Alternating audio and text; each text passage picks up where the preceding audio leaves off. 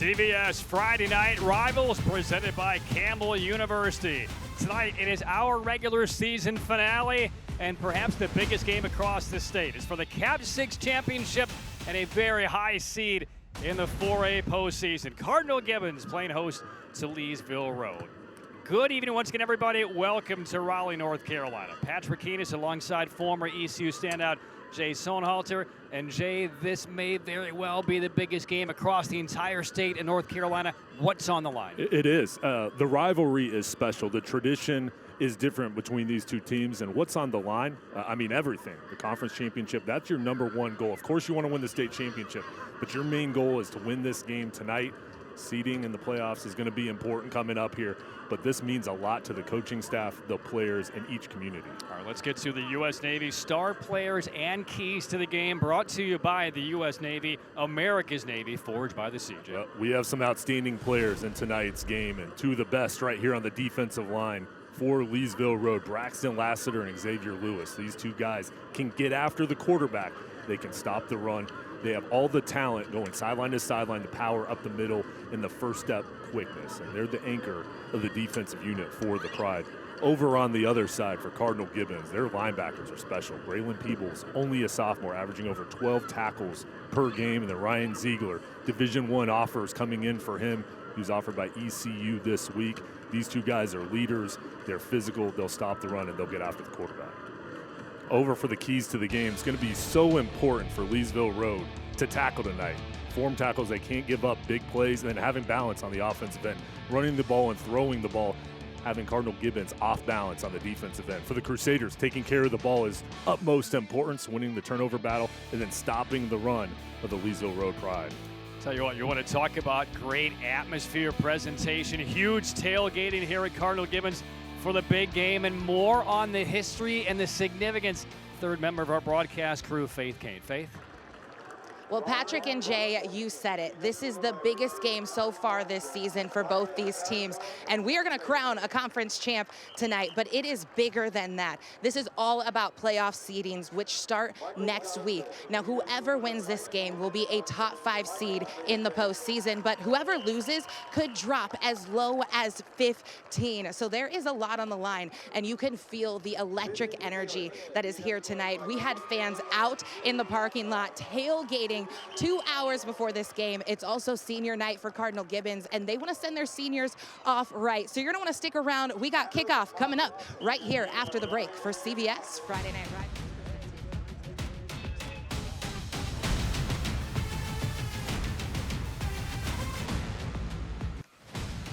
Back to Cardinal Gibbons, time for the United States Marine Corps coin toss. The few, the proud, the Marines. Contact your local recruiter today. Sergeant Gabrielle Herman, U.S. Marines recruiter for the U.S. Marine Corps, doing the honors. Cardinal Gibbons in the traditional green with the yellow numbers on the back, and the Leesville Road Pride in the traveling white. And they have traveled very well, as you can see. What an atmosphere. This is the first high school game I've done here on the campus of Cardinal Gibbons, Jay. Blown away by their presentation pregame. I know the Canes are playing next door tonight, but you couldn't find an empty parking spot anywhere on campus. Well, I'd rather be here than that game. This is just, I mean, it's special for the players, coaches, and the fans. What's on the line tonight? But last ball game of the regular season, senior night here at Gibbons, and it's all on the line. All right, Cardinal Gibbons 7-2 overall, but their 2 losses. One came to Rolesville. The Rams we saw with a destructive win last week. The other came to a Cardinal Gibbons team down in Florida. Leesville Road 8-1. They are undefeated in the conference, just like Cardinal Gibbons. And the Pride's only loss came to Wake Forest in double OT. That came in week 5. Ready for kickoff. Leesville Road will kick it off, and a slipping kick is delivered to Cardinal Gibbons. And the Crusaders will try to run it back. And up the right side, and it's Braylon Peebles over the 30 and tackled across the 35-yard line.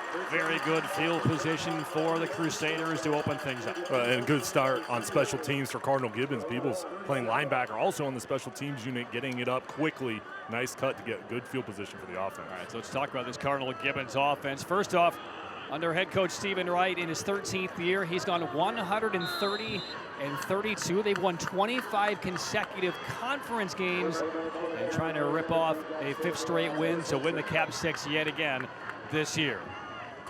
And we'll see Gannon Jones, sophomore quarterback. And he will throw on first down, batted down by Braxton Lassiter, number 7 for Leesville Road.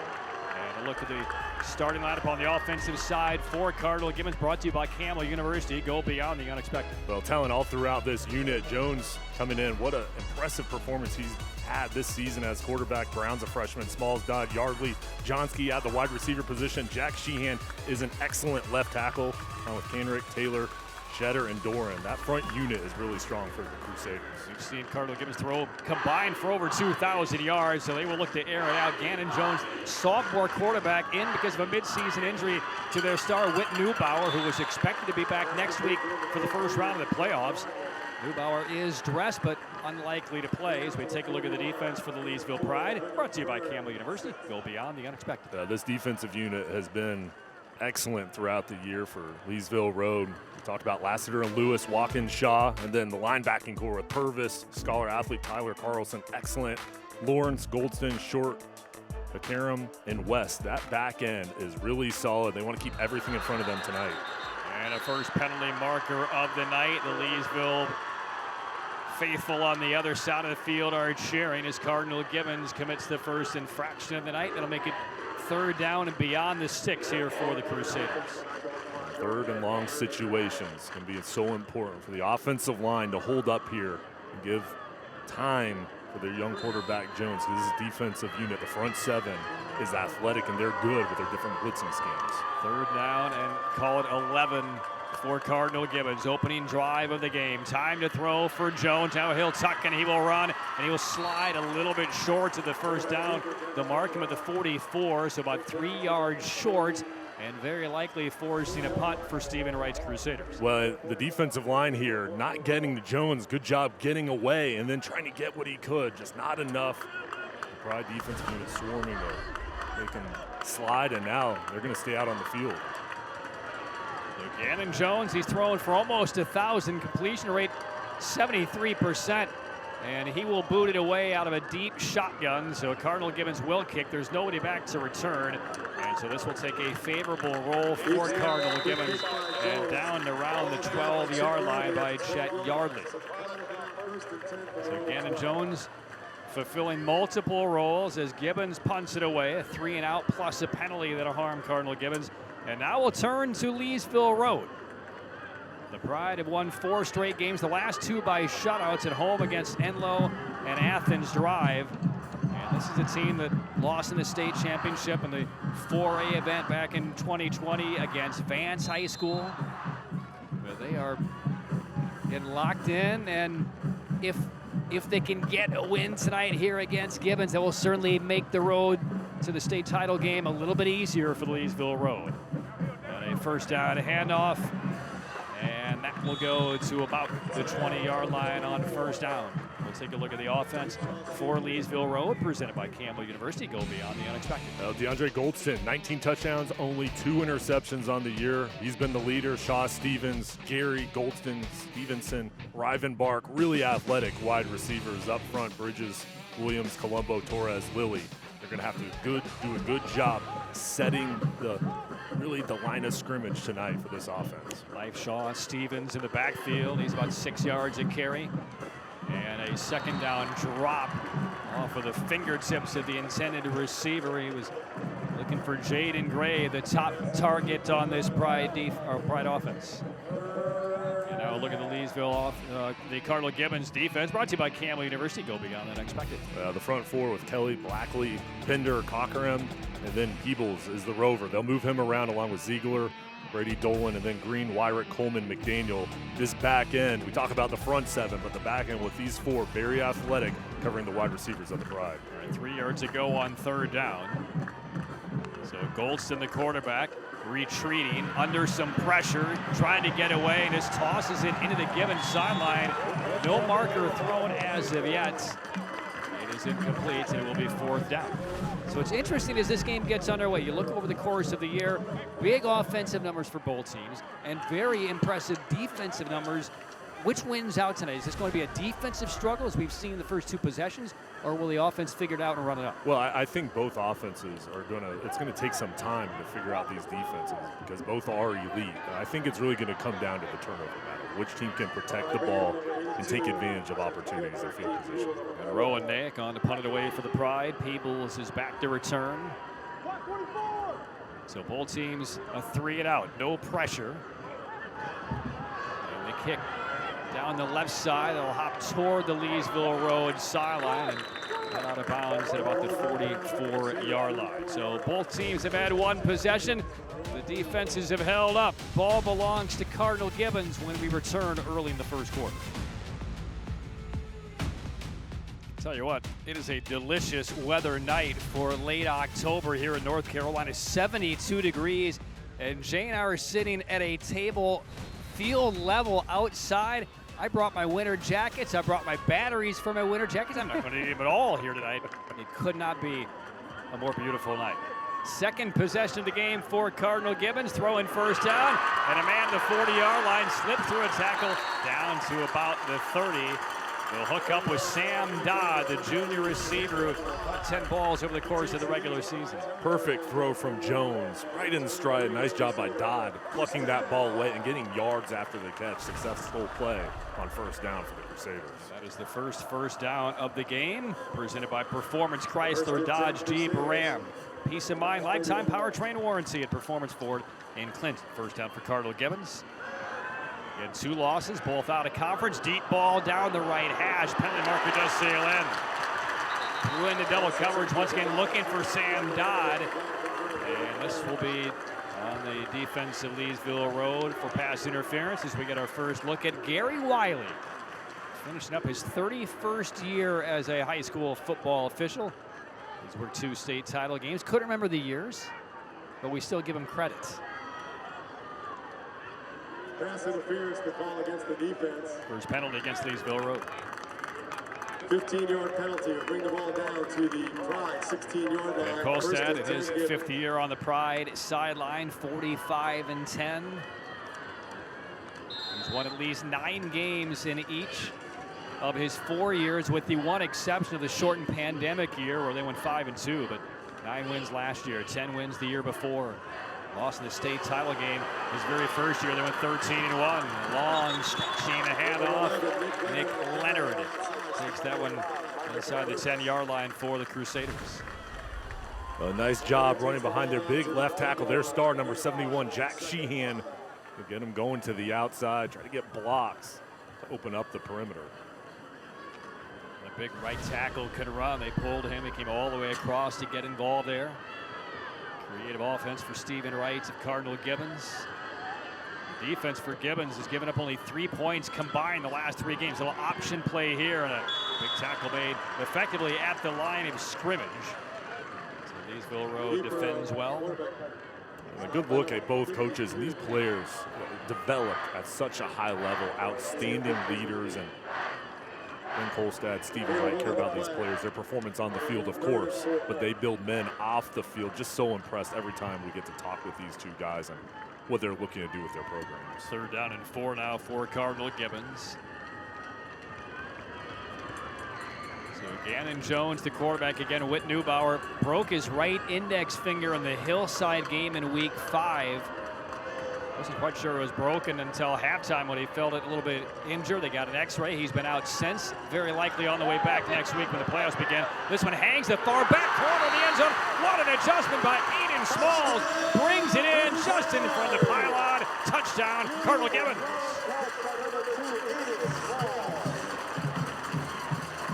That pass was parachuted into the far corner, and Aiden Smalls twisting around basically unmarked.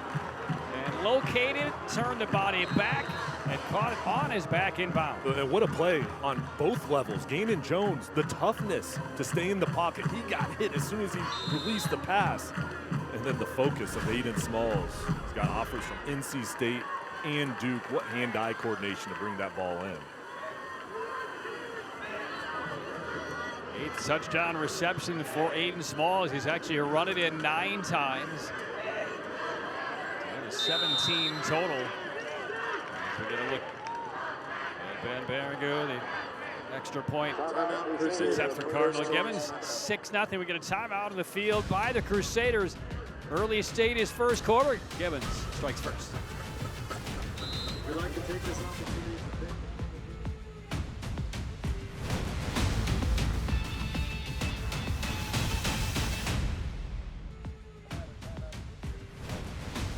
thank 6-0 lead for Cardinal Gibbons.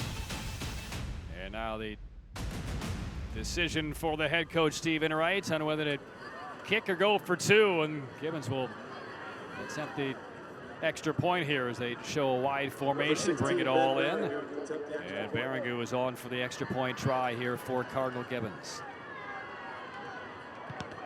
And the kick is blocked. So Leesville Road knifing through, and that's Braxton Lassiter once again, number 7. Batted down a pass in the first play from scrimmage. Pass down the PAT. Look at untouched right up the middle. He's so big and he's athletic. It hit him right in the hip. Great job hustling, making a play, and that's a huge stop right there. And 6-0. Lassiter, one of the senior leaders for the Pride. What a career he's had playing offense and defensive line.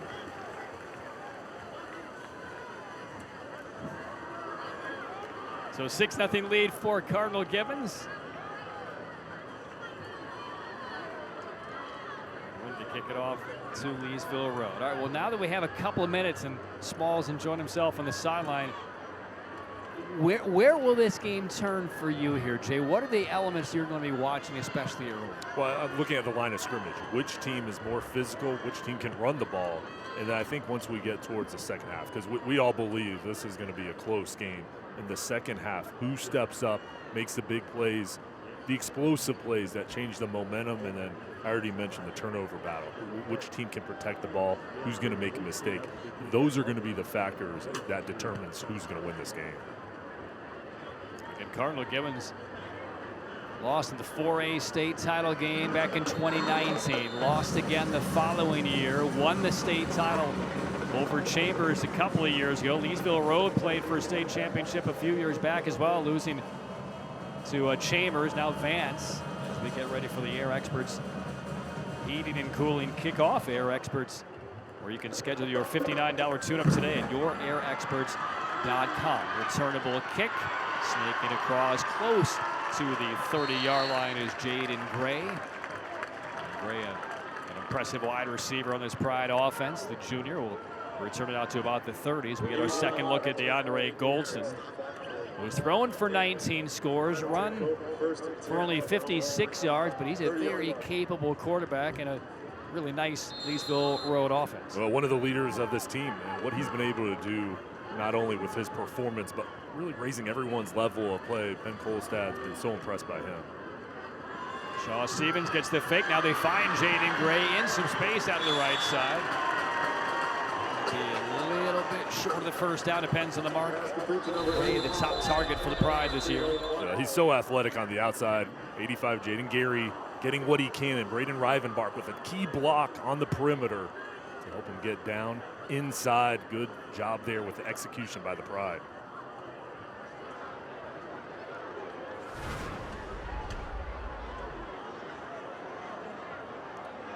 And an injury on the field that looks fairly serious, so we will not show you that on that play.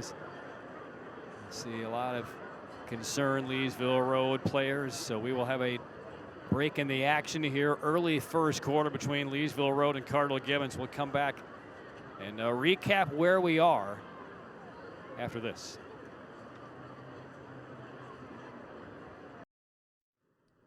And back on the campus of Cardinal Gibbons High School, a somber moment here involving a Leesville Road player, 14, Braden Rivenbark, who was on the field down. Looks like a very serious leg injury, as we see the athletic training staff for the Pride out there with that air cast inflating that. And Braden is a pretty special guy, not only to this Leesville Road team, but also to our television team here on MyRDCJ. Yeah, his mother, Kim, works with us at the station and just a phenomenal person. And I've gotten to know Braden, and I'm feeling for him right now, praying for you, buddy. But just a great kid. He's a college prospect, and you know, we hope he's going to be okay. This is sad to see. Yeah, see, his mom is out there on the field, and we were told during that commercial break that he's actually broken the leg they are treating right now prior. And again, don't know how what the severity of this leg injury is, but anytime they bring that card out, anytime they bring out the air cast that they're pumping out, those are all signs of a potential, you know, break in a leg. And let's pray for Braden as he is very gingerly lifted up. It's that left leg you see hopping. Even the officials are applauding. Tough moment. Tough young man right there. Well, and one thing with Braden is he's going to come back stronger from this. And there's his mother, Kim. Hopping right in the cart. We feel for you right now, but you're going to come back stronger and better. Well, there's a lot of emotion in that cart and great response by the fans here at Cardinal Gibbons. And now you see kind of fingers pointed in his direction from the Cardinal Gibbons players on that sideline. Great ovation.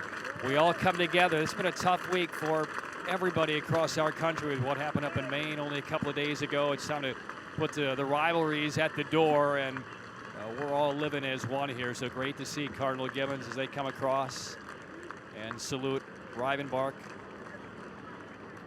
So that will end his season in what Leesville Road is hoping will be a very special campaign, and now something else for the Pride players to now fight for on Braden's behalf here tonight.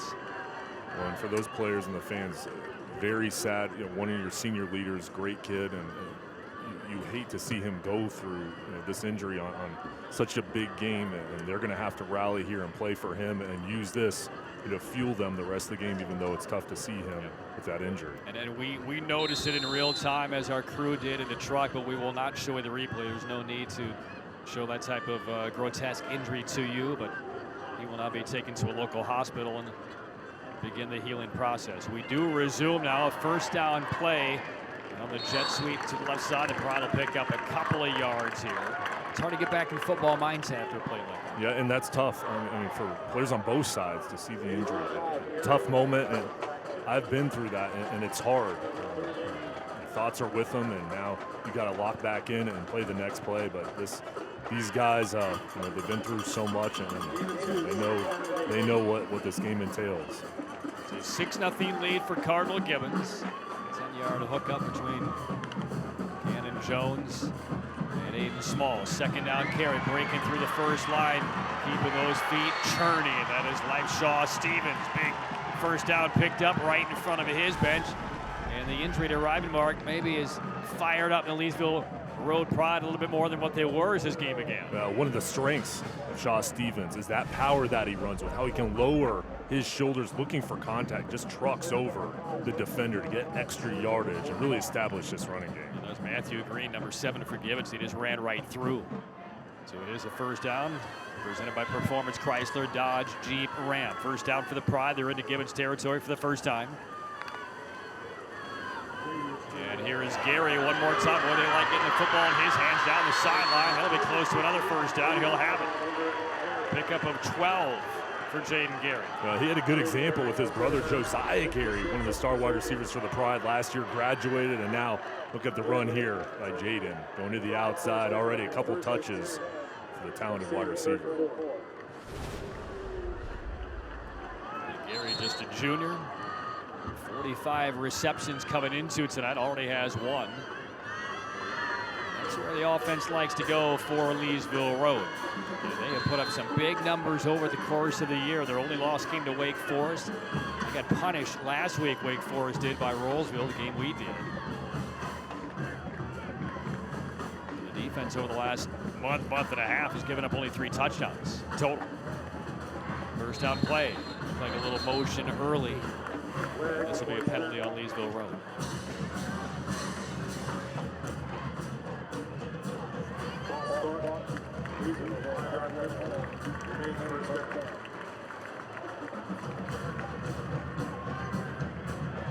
Pride began the year with a win over your alma mater, Wakefield. Took down Panther Creek.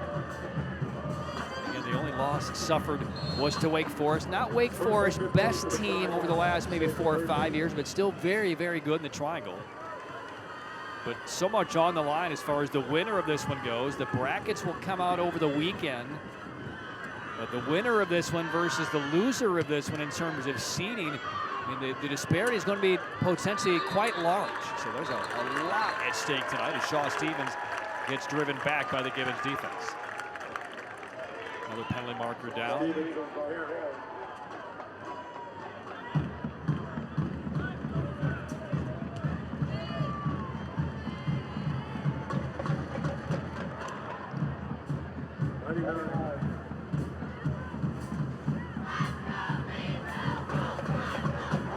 Sorting it out. Not quite ready to divulge.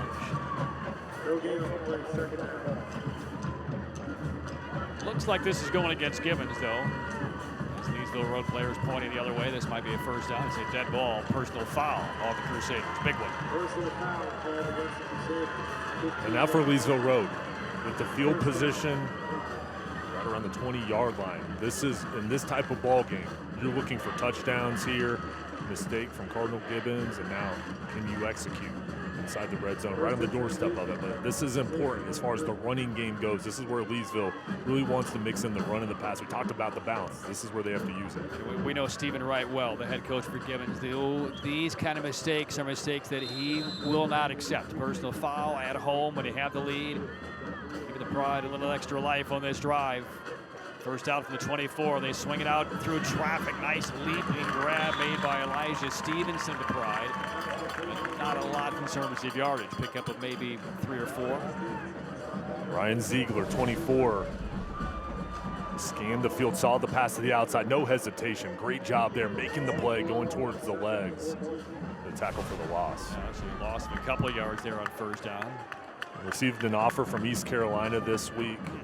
Played running back as well, a two-way guy for the Crusaders. Good bandage on his right index finger. Lost 3, second down.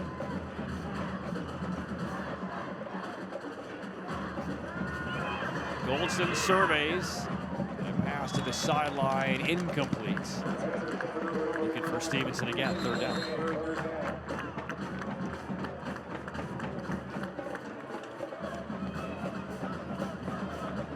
For Leesville Road, again here, situation. Excellent field goal kicker.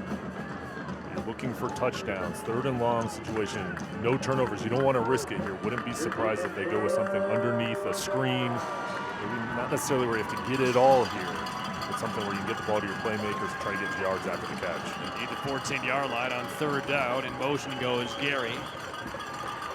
Goldson eludes massive traffic and throws it into the sideline, incomplete. And there was a missile fired right at him. He did well to kind of duck and eluded, but then the second wave came crashing in from Cardinal Gibbons. Alex Blatchey right here, getting off the offensive lineman, the block, and then getting through there to disrupt that pass and the timing. So now we'll see what the Pride elect to do here. Rowan Nayek will come on to attempt a medium-level field goal attempt.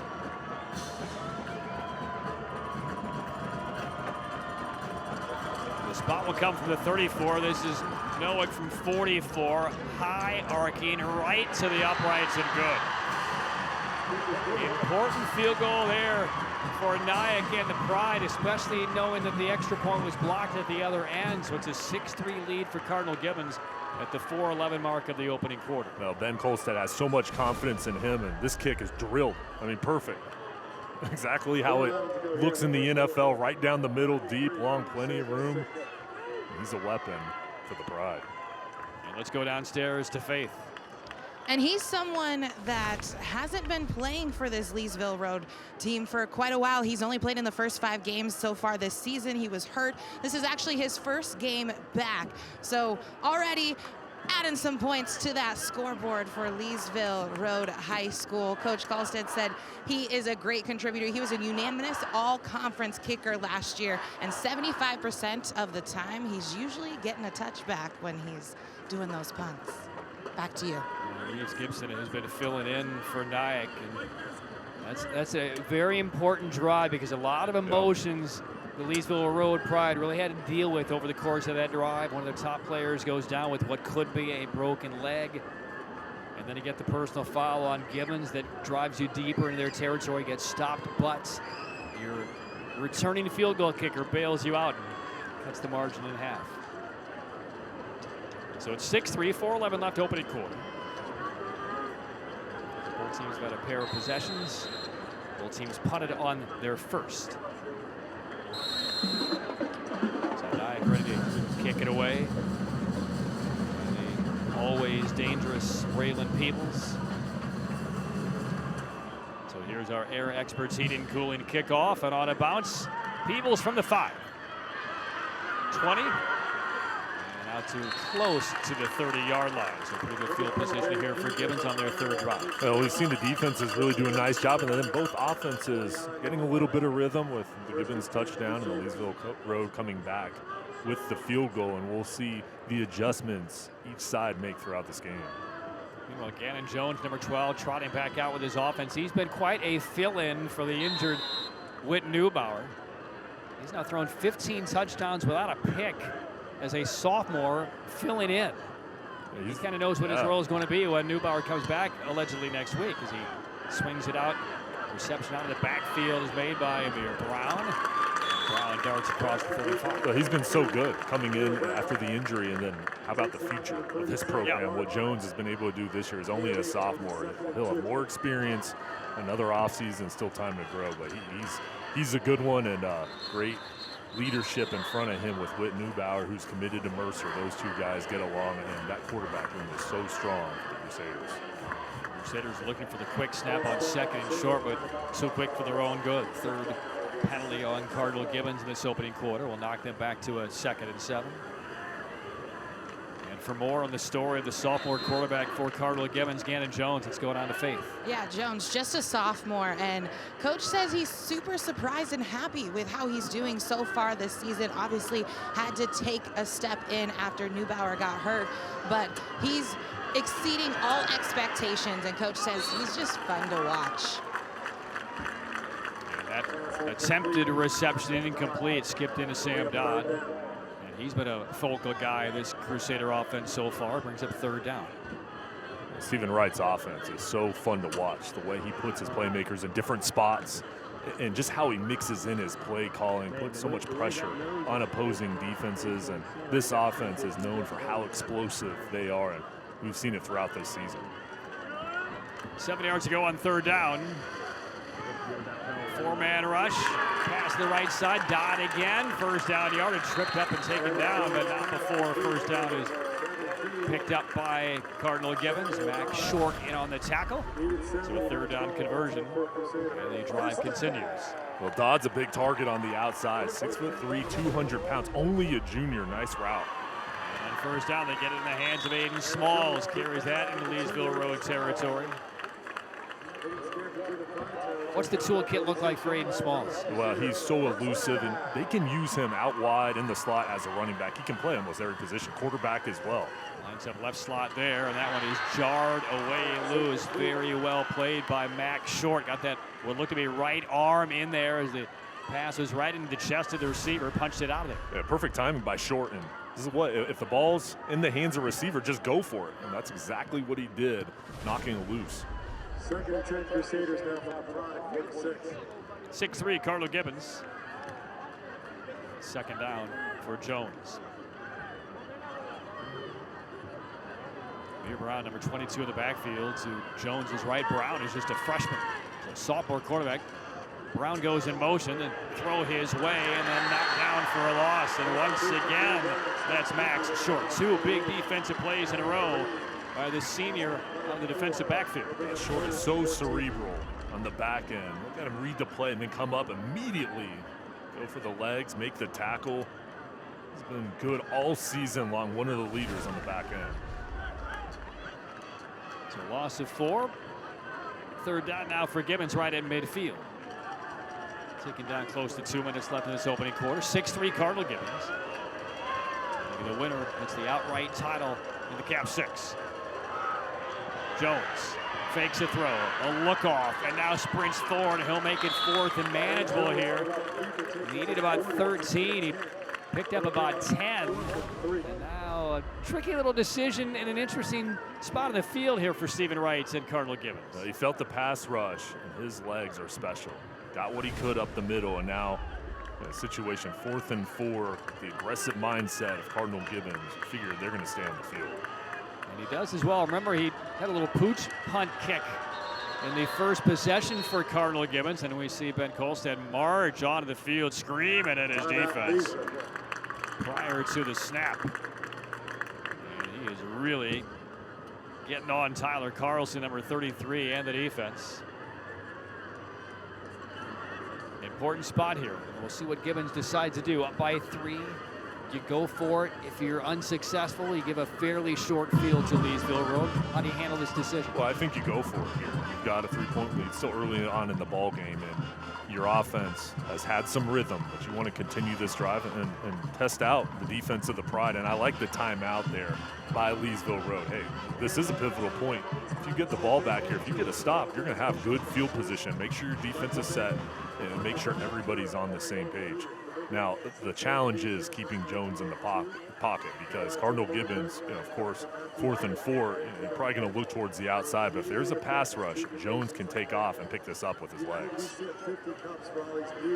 Big crowd on hand tonight at Cardinal Gibbons. I know we've had some telecasts here over the years early in the season. I've not been there because of my commitments to the Durham Bulls. This is my first time here on the campus of Cardinal Gibbons. I mean, it took me a couple of laps through the parking lot to find an empty slot. Fortunately for me, it's a number I can easily remember, but who knew there were so many hundreds of spots in this parking lot of the school. Which, on 4th down, and the pass is complete to the right sideline. That will be enough for the first down. Sam Dodd once again the target in a key spot for Cardinal Gibbons. A rollout here by Jones, moving the pocket, getting away from the pass rush, and Dodd going up about 8 yards, coming back to the ball. Nice passing concept there with quick pass to the outside to pick it up. So the drive continues. 1:10 left in the opening quarter. Quick toss, right side, Yardley. Going about the 30. Deep wide receiving group for the Crusaders. And Yardley, another guy that's been excellent all season. They play 4 wide receivers, but they go 8 deep at that position. Plenty of skill guys for Jones to get the ball to. First quarter winding down. Competitive as we expected. 6-3 Gibbons. Tight formation. They sprint Brown out of the backfield. 2nd down. Leaping catch made. Aiden Smalls took a hit, stays on his feet and falls forward inside the 20. It's a hard bit of contact there. One of his offensive linemen runs down to congratulate Aiden Smalls for sticking through that one. Micah Purvis, Matthew Lawrence, excellent here in coverage. I mean, right there, Aiden Smalls just goes up in between, takes the hit. So physical as he brings that one down. Look at the focus here, going up, knows he's going to get popped, still holds on to it, and then has the wherewithal to fall forward and get about 4 extra yards. So now inside the Drive Shack green zone. Drive Shack, a driving range is only half the story. First down, Gibbons, toss toward the end zone, off the fingertips, incomplete. Looking for Yardley. And well defended there by Walker, a hacker of number 1 for the Pride. Hackerham, physical in the back end. Big hit there to end the first quarter. And will take us to the end of the first quarter. Cap 6 title on the line. Cardinal Gibbons looking for a 26th straight conference victory up on Leesville Road, 6-3.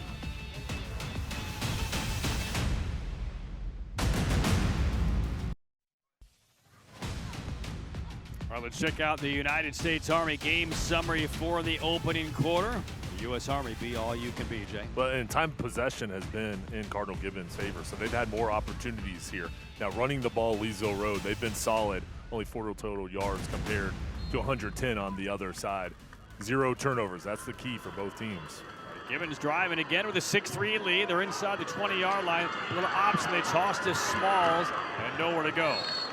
Dribbles that one out of bounds. Might have lost a yard. So well defended, stretched out by the Pride defense. Brings up third down. Well, so well coached, Leesville Road defense. Very fast in position, discipline. They just strung it out in their speed, getting it over the sideline. Smalls had nowhere to go. We've seen one 4th down conversion on this drive already for Gibbons. This is 3rd and long. And inside the red zone, right at the 20-yard line, 3rd and 12. Gannon Jones, not a lot of time to throw, forced out. Tiptoes down the sideline, took an extra hit. Lassiter came in, and look at that, unison yellow flags tossed in the air. And this will be a personal foul on the Pride, and that will get the Crusaders out of jail. Would have been 4th down. And you see the disappointment in the chat there with Ben Kolstad, the head coach, on number 7, Braxton Lassiter. Would have been 4th down, probably a field goal opportunity. Instead, now it's going to be 1st and goal for Cardinal Gibbons.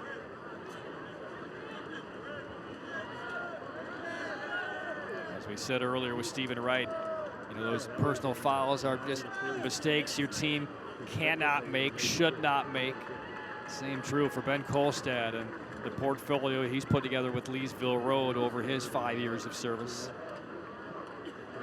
These best teams in the state, these are blue moon mistakes, these kind of moments that we've seen already tonight with a couple of personal fouls. Because that personal foul going on last are unnecessary. I mean, the play was effectively over into the sideline, 10 yards, 11 yards short of the 1st down. And now you breathe new life into Cardinal Gibbons on this drive. Here's another look. And the hustle, the execution by this defense, it was stopped and then just a mistake. It's the easiest call of the night for the officiating crew. After this, it's the goal. 11-yard line. 4th and 3. So now with the personal foul, we'll see how the officials will mark this. I did hear it's still listed as 4th down despite the personal foul. And you see the referee, Gary Wiley, ball up the fist. So this is 4th down and 3. It's not an automatic 1st down. Jones looking to throw, now he's going to run. He's in trouble. Hobbs past the man down the sideline and does get the 1st down on 2nd effort. That play was closing in on him, but Jones elusive. And tightrope down to about the 4-yard line and picks up 1st down. It's 1st and goal for Cardinal Gibbons. And he's so good at recognizing pressure. He was looking down the field trying to find a wide receiver, felt the man come up off the tackle, and then got to the outside. That is now 2 4th down conversions on this drive for Cardinal Gibbons. And now they put Aiden Smalls in the center of that backfield. Gannon Jones is headed to the sideline. I doubt this ball will leave Small's hands here. He has 9 rushing touchdowns. He does give it off, though, and this is Nick Leonard. Driven back. And Lassiter on the top of that pile. I mean, look at Aiden Small's numbers. He's carried the ball 16 times this year, Jay. 9 have gone for touchdowns out of the backfield, out of similar formations. Well, just a different look to the defense. And that Wildcat look with the 2 running backs to the side. And we talked about in the open, Aiden Smalls play wide receiver. He'll be in the slot, running back, and quarterback. He can do it all for this offense. He plays basketball as well, just a star athlete. And now it looks like Smalls is going to come up under center. I formation. Amir Brown, the freshman, is the tailback. They give it the fullback, and on 2nd goal, this is close. Arms, though, are down, marked short right around the 1-yard line. It's 3rd down now for the Crusaders.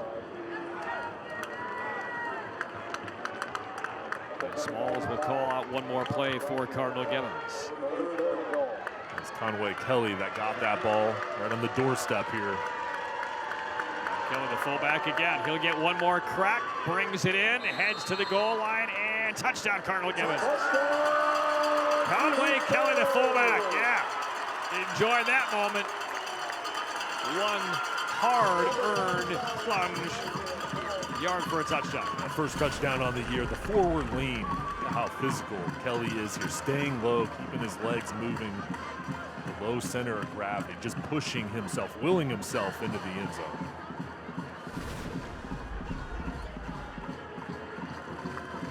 How about Conway Kelly on senior night forces that one in. Was not going to be denied in the second attempt. And now Gibbons had an extra point blocked back in the first quarter. We'll try again here. Barigo on for the extra point. I guarantee somebody's going to pick up Lassiter, number 7 this time. And the extra point is good. So it's Cardinal Gibbons up by 10 with 10:23 left in the second quarter. 13-3 Cardinal Gibbons. Early second quarter from Raleigh.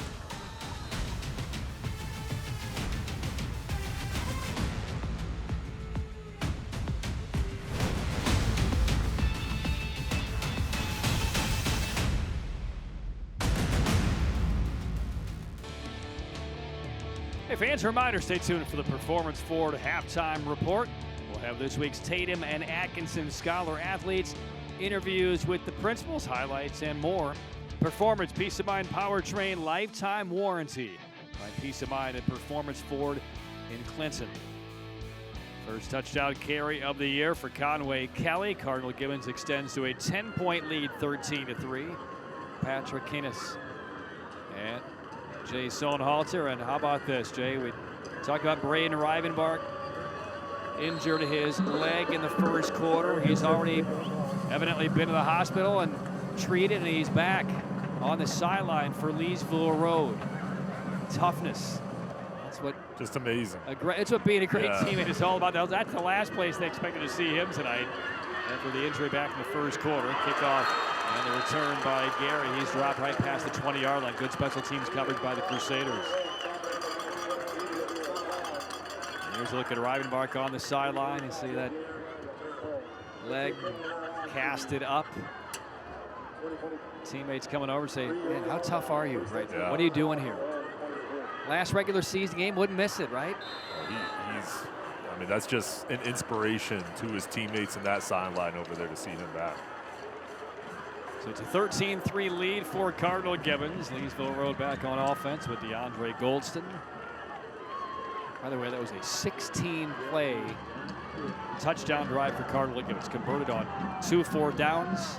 Had the big penalty on a 4th and long as Shaw Stevens is kind of forcing his way through some traffic. Stevens over the 35-yard line. Good carry on first down. Shaw Stevens over 5 yards per carry. The offensive line excellent up front, getting up to the second level. When you get him moving forward, he is so difficult to bring down. It is a first down. Brought to you by Performance Ford. Find Peace of Mind at Performance Ford in Clinton. Out to the 37-yard line for the Pride. First down, trailing by 10. Early moments of the second quarter. Beautiful night, beautiful field. Gary out of the backfield in motion. And Shaw Stevens again hemmed in behind the line of scrimmage. We've said Braylon Peebles' name a lot for Cardinal Gibbons, number 4. He knifed right through and was one of the first guys to get on Shaw Stevens. Yeah, he read it, beat the block up front. Ziegler as well. There's Conway Kelly coming through. I mean, this group is so athletic, right in the middle, the teeth of the defense. Let's look at Peebles. 2nd and 10. Hit as he threw, and a little bit high might have disrupted the timing of Goldston on that throw. Again, pressure came right through the middle of that offensive line by Gibbons. Christopher Pinder, number 56. Tell you what, the Crusaders D selling out. I mean, right now, I think they feel like they have the upper hand on this offensive line for the Pride. They'll bring that pressure. Pinder, 6'1", 260 with quickness. Beat the block right up the middle, and now Goldston here. O-line has to protect for him, give him time to operate. Crusaders not showing a blitz. They rush 4 with a stunt to the middle. Here comes Pinder on the chase. Goldston, he will lob it into his sideline. And the pressure got there. And they're not bringing 5, they're not bringing 6, just the 4 getting the job done and confusing the offensive line. With the leverage up front, look at how low Cardinal Gibbons is getting underneath the pad level, and that's what's allowing them to gain the leverage to get in the backfield. That will force the Pride to punt it away for the second time tonight. For Goldston, smart to get out of the pocket and throw it away. You don't want to put it in in the middle of the field, just get rid of it and trust your special teams unit, which is outstanding, to flip the field position. Yeah, here's Nyack with a 44-yard field goal. Takes a high snap, no pressure, and gets it away. And that accidentally hit an up man for Cardinal Gibbons. It's recovered by Leesville Road. Christian Shaw. Johnny on the spot. Peebles was retreating because that punt was short. He was trying to get out of the way, but one of his up men was making a block. It accidentally hit off of Nolan Wyrick, number 3, got him on the back of the leg. And Christian Shaw for Leesville Road was right there to suffocate that football. First turnover of the game. And Shaw, starter on the defensive end, and that's why you hustle. And Shaw, what a huge play. The ball bounced, just unlucky for Cardinal Gibbons and the Pride take advantage of it. So the sudden change, Leesville Road effectively keeps the football, and this drive begins at the Gibbons 36-yard line. Well, this is the spark they needed. I expect them to continue to run the ball, especially on first down with Shaw Stevens, who's having success. Really need to cash in here. A fake toss to Gary. And a catch coming across the middle. Devin Goldson makes the grab around the 25-yard line. You've seen that combination a lot. DeAndre Goldson to Devin Goldson. First down, Pride. Well, and they're brothers, so they know each other so well, off the field, on the field. Nice job there with the play fake, the misdirection, and going back towards the other side. And only a sophomore, DeAndre a junior, but those two have another year together. What a future for those two in this program. And first target for his kid brother. First down at the 25-yard line. The toss this time, but now a pass out of the hands of Shaw Stevens into the end zone, and it's caught by Leesville Road. Touchdown! Elijah Stevenson won the jump ball. And the sudden change off of the turnover. 2 plays later, Leesville Road cuts into a 10-point deficit. Jim Bob Bryant's the offensive coordinator for Leesville, saying, hey, let's go explosive here. Trick play, Shaw Stevens. Hey, get it up over the top. Stevenson has the athleticism, goes up, just pulls it away. And now the momentum shift going over to Leesville Road after the turnover. They take advantage of it. A nice job execution and getting the defense off balance. 25-yard touchdown reception goes from Shaw Stevens to Stevenson. An extra point from Gibson would make this a 3-point game again.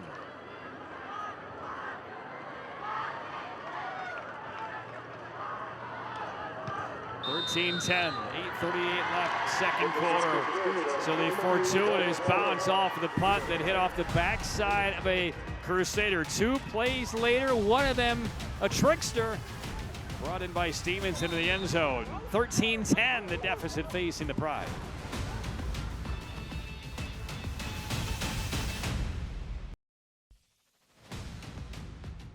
(13-10), Cardinal Gibbons on top of Leesville Road, capitalizing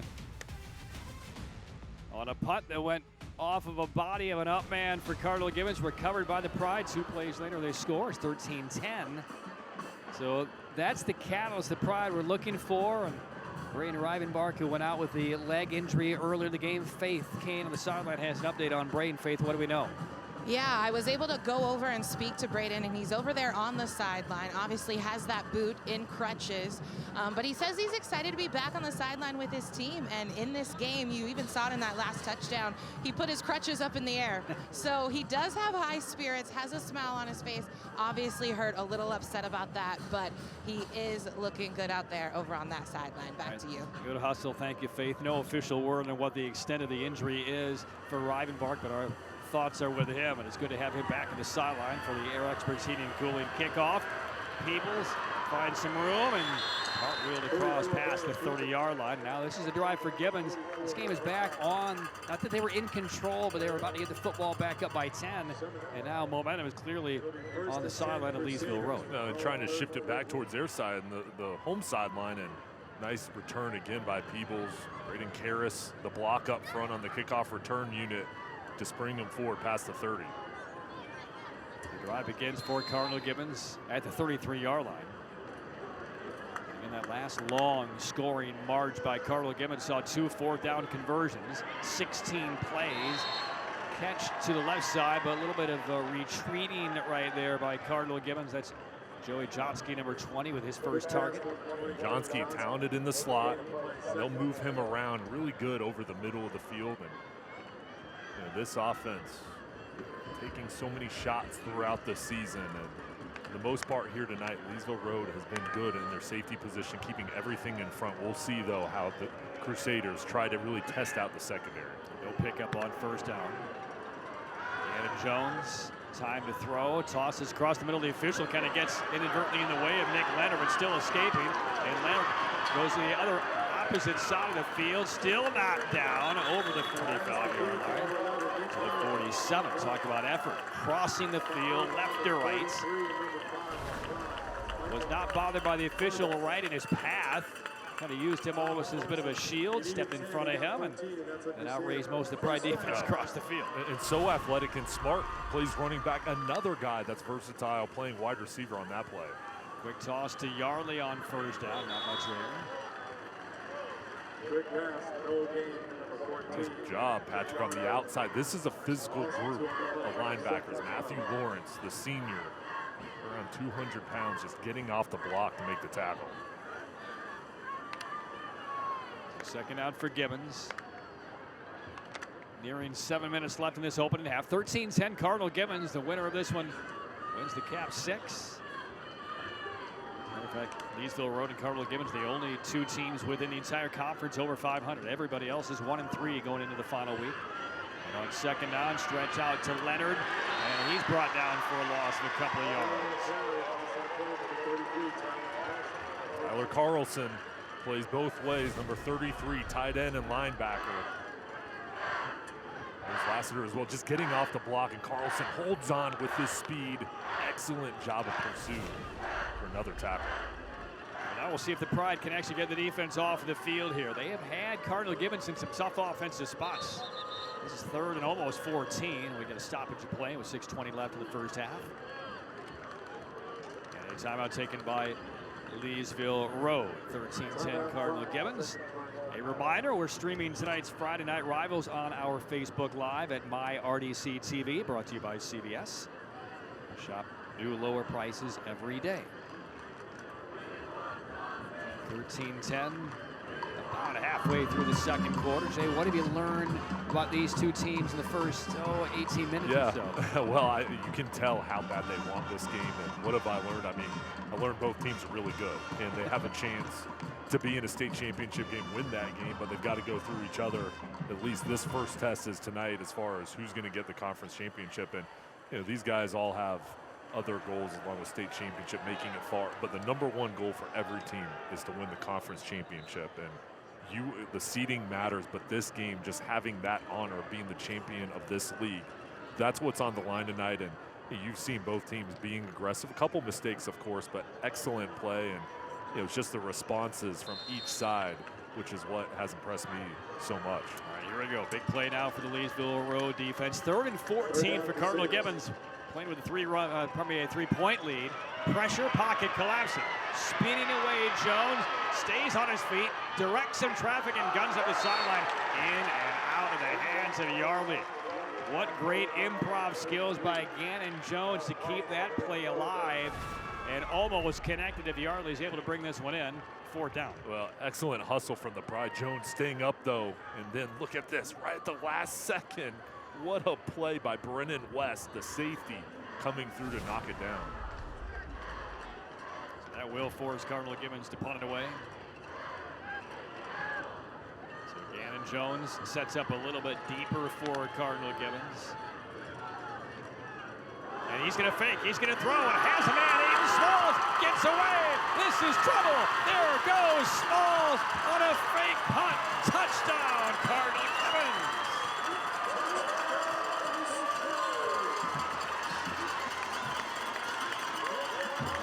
That is always the danger when your quarterback sometimes is your pooch punter, the fake. And how can he lose something on where Aiden Smalls was on the field? Well, in the biggest game of the year, you're going to hold everything for this game. The playbook is wide open, aggressive mindset. And Stephen Wright saw an opportunity on the punt unit. 4th and 14, now you're just going to kick it. No, Gibbons goes ahead with Jones in the backfield, takes the shot, and Smalls comes through. Nice route, getting open in the middle, and then does the rest with his speed. They hooked up earlier in the game in a more traditional offensive route to the 10-yard touchdown reception here on a 4th and 14 fake punt variety. And rolling the dice, Cardinal Gibbons head coach Stephen Wright comes up 7. 19-10, Cardinal Gibbons. And that is a heartbreaker for Leesville Road. Extra point good. Gibbons back up by 10. Well, and you want to have that aggressive mindset. And they had an opportunity there. They felt like they could take a chance. And the sophomore quarterback comes through to the sophomore wide receiver. And that's a big shot of momentum. Stephen Wright going with the look there. Looked like it's going to be a punt set up as that. And then his quarterback threw a perfect pass to the outside. What does that look say at all? Ben Kolstad. And these teams scout each other. He's signaled for maybe an illegal man downfield right there to one of the officials. Unhappy with the result. Unhappy perhaps with a penalty that wasn't called. But you're right. I mean, there's so much video out there. These coaches, I mean, they know what plays teams run. And Ben Kolstad, I heard him before the game talk with some of the officials, just kind of wanting them to be aware of some of the plays that Leesville Road runs. And I'm sure the same is done by Ben Kolstad and his staff. But again, if you can hold that ace up your sleeve for when it really matters, not in week 1, not in a non-conference game.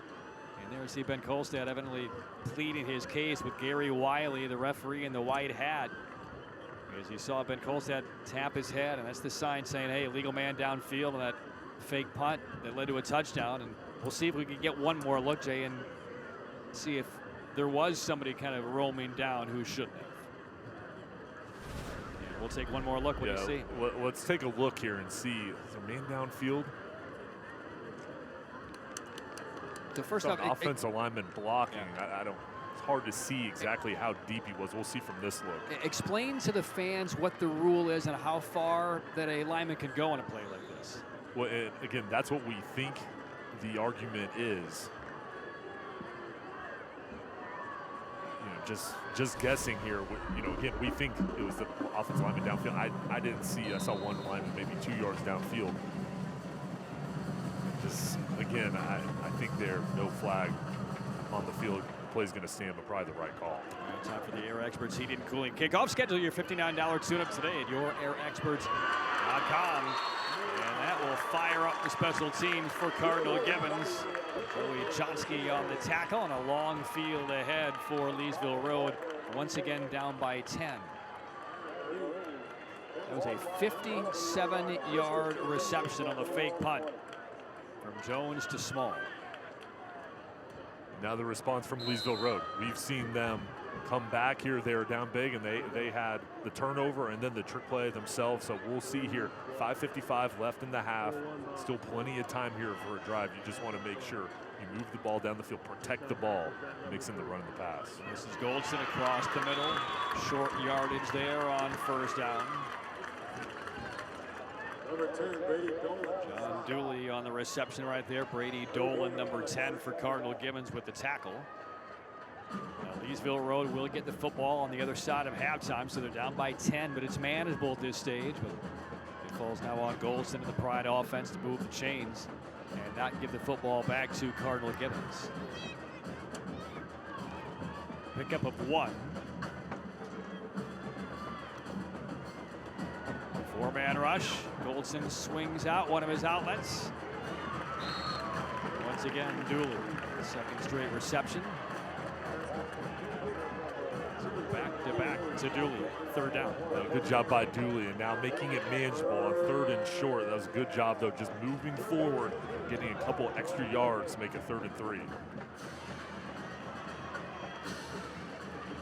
Cardinal Gibbons having a little bit of disruption on the defensive side. You see one of their players running onto the field at the last second, and I believe that forced Cardinal Gibbons to take a timeout. Jack Sheehan came onto the field very late for Cardinal Gibbons. They were a player short. So instead of a penalty that would have given the Pride a first down, timeout taken by Stephen Wright, and it still will be 3rd and 3.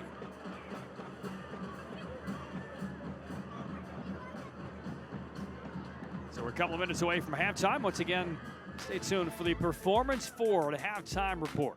Tatum and Atkinson Scholar athletes, principal interviews, highlights, and more. Performance Peace of Mind Powertrain lifetime warranty. Find peace of mind at Performance Ford in Clinton. Look at the Leesville Road and Cardinal Gibbons fans who have filled in all the bleachers here tonight in Raleigh. Just a stinger away from the Carolina Hurricanes home contest tonight at the PNC Arena, just down the hill from where we sit. Open seats. There's a look at the PNC Arena, just over the tree line. Everybody tailgated here for this football game, tailgating for the Canes game tonight. NHL regular season just underway a couple of weeks ago. My brother got a picture with the Stanley Cup a couple of weeks ago. He lives out in Las Vegas.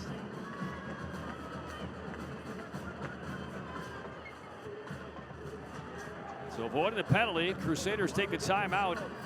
3rd and 3 for the Pride, and a very patient DeAndre Goldson waiting.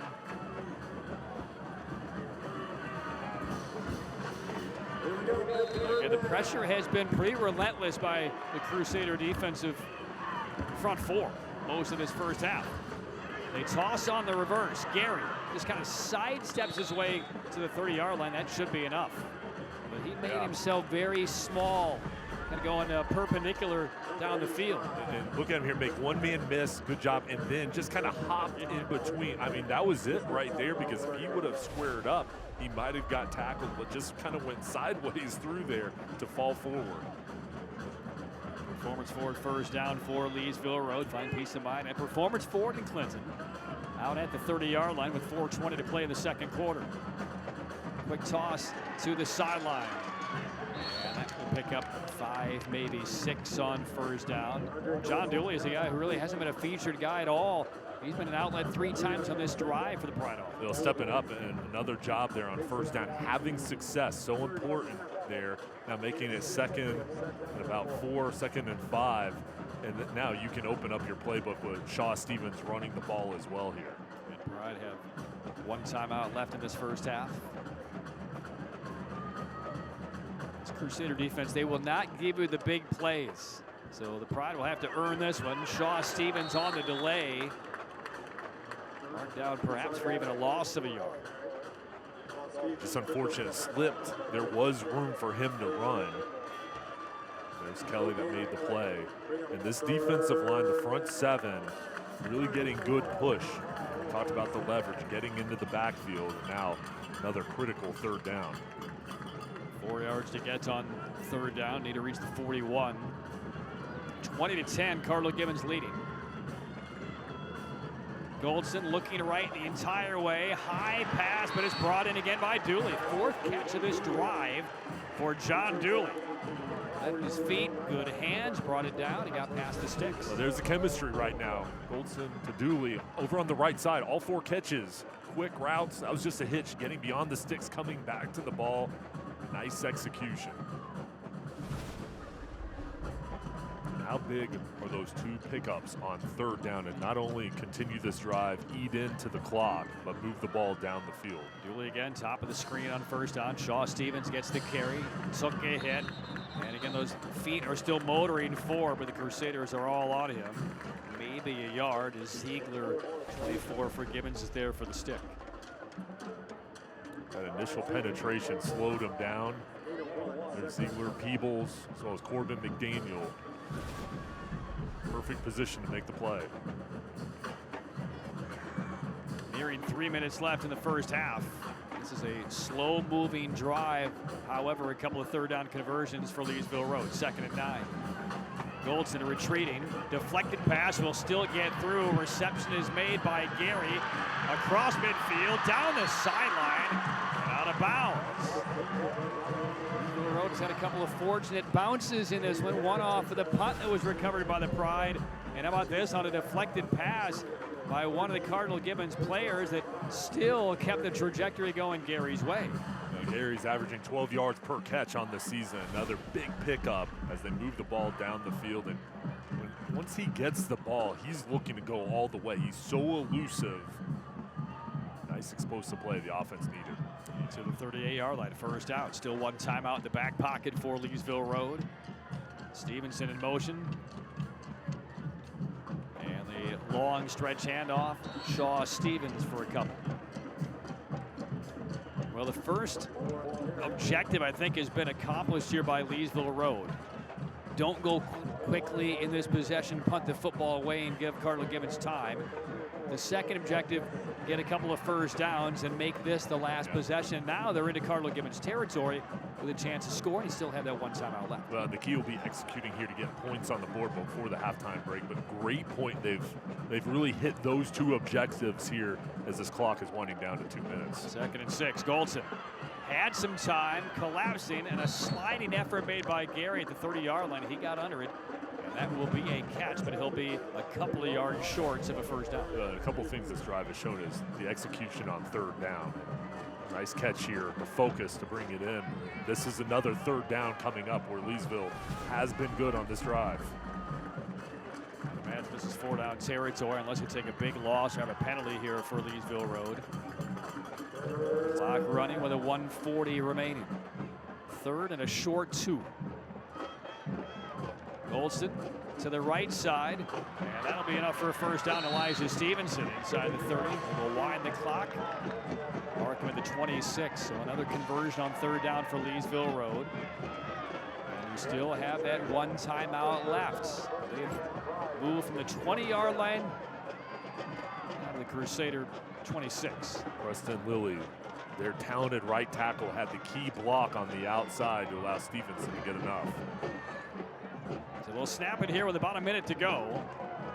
Goldson, a little hitch, looking downfield, in trouble now, and the ball came loose, still loose, and Shaw Stevens gets on it for Leesville Road. Boy, Goldson had a moment, then moved up, pockets surrounded him. The mistake he made, he brought that football way up high over his shoulder and easily get dislodged. The pass rush coming through for Gibbons. Griffin Cockerham, number 30, breaking through when that ball's just a scramble out on the ground. An accidental kick forward by one of the Pride offensive linemen there. Shaw Stevens did land on it. Clock stops as now the officials are talking one more time with Ben Kolstad.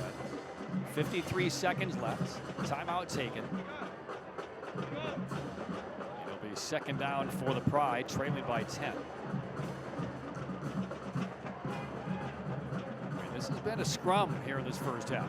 Well, and you can just sense this point in the game, even though we still have a half. What a huge minute here, 53 seconds left for both teams. If Gibbons can get a stop, hey, you got a 10-point lead, all the momentum, home field advantage to go, and then for Leesville Road, if you get points, whether it's touchdown or field goal, you're right there within one score. We talked earlier in the game about the impact on this one. Home field advantage is big, critical as you start to march through the postseason. Talk about this seeding, though. How important is it? If you win, you're maybe a 4 or 5. If you lose, it could be about 13, 14 possibly. Yeah. How much does that matter? Well, I mean, it matters because if you have a top 5 seed, you're going to be in the playoffs at home as long as you take care of business, where if you're a middle seed, you may have to go on the road. So you want to protect your home turf and you feel confident playing at home field. Shaw Stevens comes back off that sideline and greets the pass. He takes it to about the 24. Leesville Road is now out of timeouts. This is 3rd down. So they're at the 19, probably they're at the 24-yard line. Need to reach about the 17. Goldson fakes the sideline, now throws it incomplete. And that will stop the clock and, though, bring up 4th down. Targeting Dooley one more time. All right, so now you have a choice. It's 4th down. You're in field goal range. You need points. You get the football coming back, and you have your main field goal kicker back after a long absence with an injury. And Nyack connected on a 44-yarder in that first quarter. He's coming out one more time to make this a 7-point game. How big is this? Hold is down. The kick on the way. Plenty of distance, and it's good. And Nyack has come through again. 2 monumental field goals for Nyack late in the second quarter. And Cardinal Gibbons complaining they thought they had called timeout prior to the snap. And that's why Stephen Wright is out there losing his visor. They were trying to freeze the kicker. Points on the board. And it's 20-13. Right there, Stephen Wright saying, hey, this is the gesture I was giving to one of your guys. It was not seen. Field goal was good. The importance, Jay, of that drive and that field goal. Well, huge for Leesville Road because you're down 20-10. As this discussion goes on, they wanted that timeout, and they wanted an opportunity for Nike to stand out on the field and that kick to not go through and make him wait and ice him. But back to this drive, to go down the field, eat up the clock, and then get points on the board, of course you want a touchdown. But now it's a one-score game. You feel good, and there's been a response from Leesville. When Gibbons has made a big play, each time they've come back with a scoring drive. A touchdown previously, and then a field goal there. And Ike from 44, now 41. 20-13, the lead for Cardinal Gibbons. I mean, yeah, you can cut the tension and the want with a thick knife here tonight on both sides. Gibbons has not lost a conference game since the 2020 season. Both teams are 4-0 in Cap 6 play, and they know what's at stake. The brackets will come out over the weekend. Are you one of the top seeds in the East, or are you one of the middling seeds with a much more challenging road, with that being the operative word? Maybe hosting one, possibly two games before you go on the road to try and reach the regional final.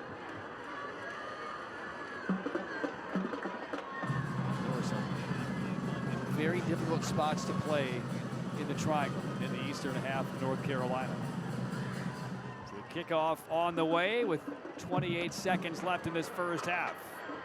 And Cardinal Gibbons, with one timeout, will have it at the 34-yard line.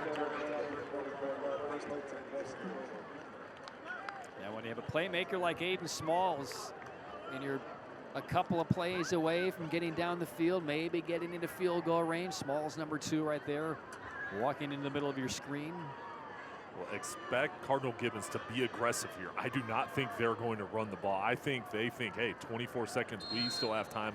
Let's take a shot, and they're gonna go in the halftime break. And I am incorrect on this, but they have a 7-point lead. I was with you. I was with you. I thought, as the clock stops with first downs, you have one timeout. You could have maybe had 3 plays, and you never know how far down the field you get. But Cardinal Gibbons on the home field will take a touchdown lead to intermission.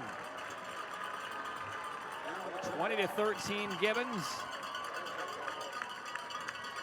Jones has connected with Aiden Smalls twice tonight. Once the traditional variety, the other on a fake punt that led to a 57-yard touchdown score midway through the second quarter. 20-13 Gibbons. Let's go down to Faith, who is with Stephen Wright for Cardinal Gibbons. Coach, you guys on offense are really putting it together, and Aiden Smalls making some big plays. What do you like seeing out of your offense and Smalls right now? Yeah, we've had a couple false starts which have been disappointing, but I tell you, when we've had our opportunities, our guys have done a great job of taking advantage of what we expected to get. So we'll see if we can't keep things rolling here in the second half. But yeah, Gannon and Aiden have big first half for sure. And then lots of energy during this game. And how are you keeping your team in it? What do you want to say here at halftime in that locker room to keep this game going? Yeah, well, we'll make a couple adjustments here at halftime, and try and finish this thing out. So Leesville's really well prepared, good coach team. And we're going to have to bring our best here to finish this thing off. All right, thank you so much, Coach. Good luck in the second half. Appreciate it, Faith. Thank you. Thanks. Back to you. All right, Cardinal Gibbons has not lost a conference game in almost 4 years. Trying to run the table once again at the Cap 6. Tough one tonight with a lot on the line. Cardinal Gibbons at the break. A 20-13 lead on Leesville Road. Stay tuned. The Performance Ford halftime report begins next from Cardinal Gibbons. You're watching the Performance Ford Halftime Report. Performance Ford, home to the Performance Peace of Mind Lifetime Powertrain Warranty. Find peace of mind at Performance Ford in Clinton. And now it's time for the Tatum and Atkinson Scholar Athlete of the Week. Presenting the award for Tatum and Atkinson is Season Atkinson. Tatum and Atkinson is proud to present the Friday Night Rivals Tatum and Atkinson Scholar Athlete of the Week from Leesville High School. The Tatum and Atkinson Scholar Athlete of the Week is Micah Purvis. Micah is a 2-year football team captain, football all-conference, and carries a 4.02 GPA. Micah volunteers for youth football camps and school cleanup efforts. From Cardinal Gibbons High School, the Tatum and Atkinson Scholar Athlete of the Week is Logan Jimenez. Logan is a varsity tennis starter, a state finalist, a member of Gibbons Leadership Institute, and carries a 5.02 GPA. Logan is a junior marshal, a member of the Raleigh Tennis Association Junior Council, and is a coach and partner for Abilities Tennis NC. Congratulations to our Tatum and Atkinson Scholar Athlete of the Week. This All-Star is now entered for a $5,000 scholarship at the end of the season. Tatum and Atkinson, injured in a wreck? Call the heavy hitters. Congratulations to our Tatum and Atkinson Scholar Athletes. We'll be back after this message.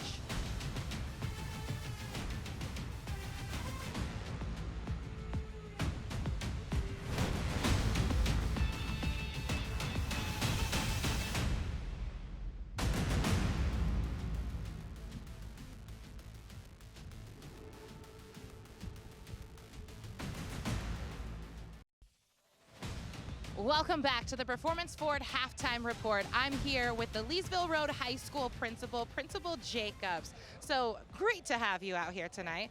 So I gotta ask, how important is Friday Night Rivals being out here for this big game for y'all? It is everything, because it's exciting that it happens all throughout the week.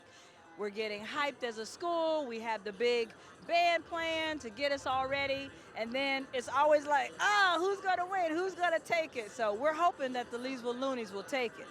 All right, you were out here stretching. You guys got a lot of energy over there on your side. What's the energy out here like, and what's the community? There is no better student section than the Leesville Loonies. We come everywhere. We show up every time. We cheer our wonderful team on. We're 8-1, I want you to know. So we have a fantastic record this year. We have wonderful athletic programs, super awesome coaches. But the Leesville Loonies, we show up every time. And you guys said an amazing athletic program. How have they been doing just so far this year and with the school year? Fantastic. Like I said, we're 8-1. Our JV teams are doing fantastic. We are running amazing soccer is going on right now. We've got gymnastics going on right now. And so, you know, just the athletic program at Leesville Road High School is amazing. All right, and if you had one thing to say to those people that are watching at home right now, what would you say? Leesville Loonies, support Leesville Road High School.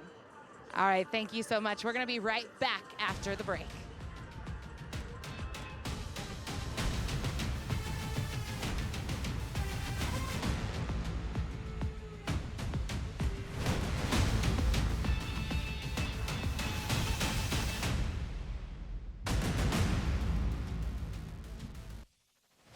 Welcome back to the Performance Forward Halftime Report. I am here with the head of school for Cardinal Gibbons, Jeff Bell. Now, I gotta ask, how important is it, how great is it having Friday Night Rivals out here for this big game? It's a blessing. It's great to play Leesville Road. It's a fantastic school. It's a lovely rivalry. And to have the chance to have y'all come out and be here with us brings another electricity to the night and to the crowd, and it's a great honor to be here. Now, electricity, you say, with the crowd. Now, I saw fans were out there 2 hours before the game tailgating. What has this community just brought to this football program? So, I mean, it's a standard for us to tailgate. It's one of the kind of the key parts of our culture, and I think it really brings us together. It's a moment for us to get behind the team, more importantly, to build community, which is at the core of our mission. And then you've been out here on the sidelines all this game. There's been lots of energy. What's it been like for you? Oh, it's always fun to watch high schoolers compete. Obviously, I'm a little biased as to who I want to win this game, but it's been a well-played game so far, and it's a good sense of kind of rally to see so many people come out under a common cause. And then so far this school year, how has it been going, you know, being the head of school? Listen, it's not COVID. Everything's gravy after COVID. So it's been a great year so far. We've got a record enrollment, great freshman class. I'm looking forward to graduating about 400 seniors as well, so life is good. All right, thank you so much. We're going to take it back to the booth. All right, thanks a lot, Faith. And Jay, it's a 20-13 lead for Cardinal Gibbons. Did he say that you were responsible for the excitement and the energy at the stadium tonight? Did I hear him correctly? I don't think I'm the answer, but I'll take a little credit for it, right? All right, let's take a look at some highlights and stats of our first half between Gibbons and Leesville Road, and this is living up to its billing. It's been so much fun. I mean, each side has had big plays, huge moments, and start off here with Jones going to Smalls for the first touchdown. Look at the toughness here. Huge hit, and then Smalls. How does he catch it? Just amazing. Gibbons got on the scoreboard first, and then Conway Kelly finding his way into the end zone on the ground. A couple touchdowns for Gibbons. And then here, a turnover where Leesville Road took advantage, jumped on the ball, and this was a big turn of events for them to get a touchdown. Yeah, they get their big score on the payoff on the back end of that turnover. Shaw Stevens, their running back, throws it to Stevenson in the end zone for the score. That would make it a 13-10 Gibbons lead. And this was the response they needed. The spark play, and then Cardinal Gibbons took it right back. 4th and 14, the other side of the 50. And they said, hey, we're going to be aggressive. Fake punt.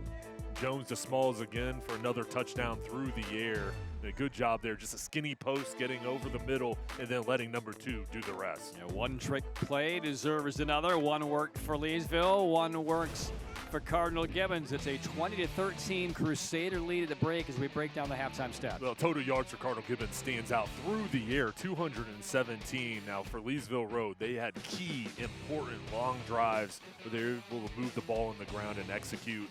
Each side only 3 penalties. The one turnover for Cardinal Gibbons is huge, but they've got the lead right now. Only a one-score game going to halftime break. It's going to be about the adjustments in the second half and who can finish in the fourth quarter. Leesville Road will get the football to begin the second half.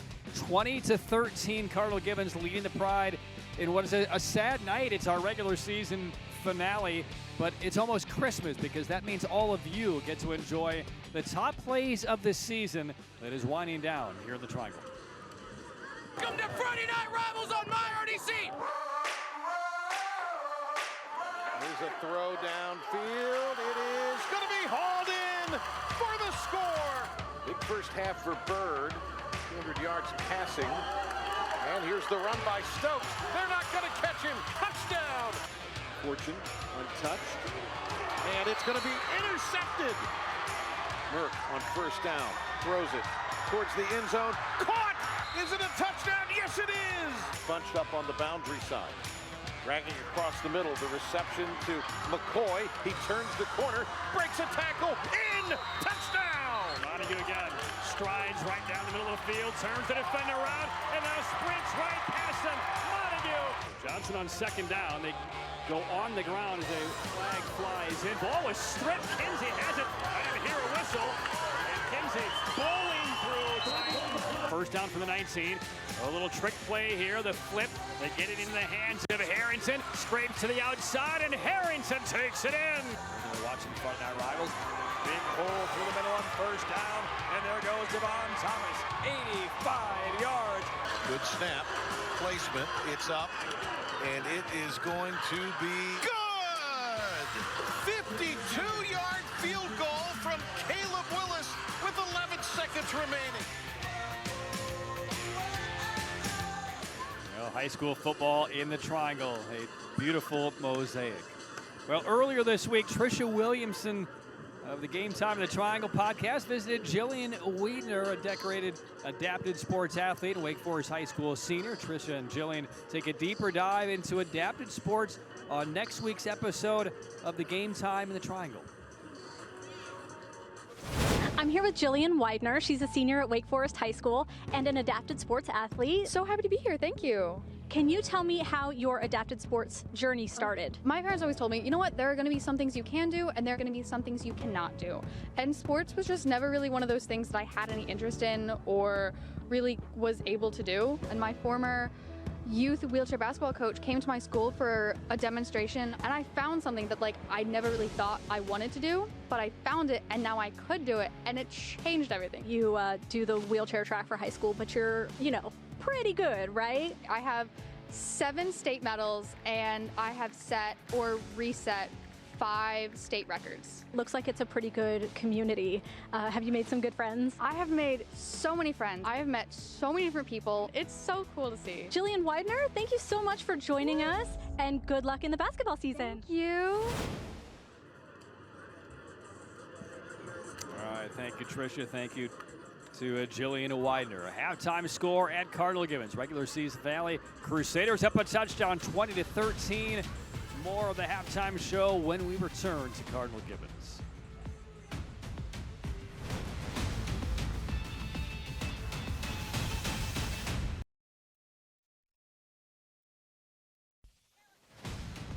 Regular season winds up tonight, and then the second season begins next week. Cardinal Gibbons trying to win the Cap 6.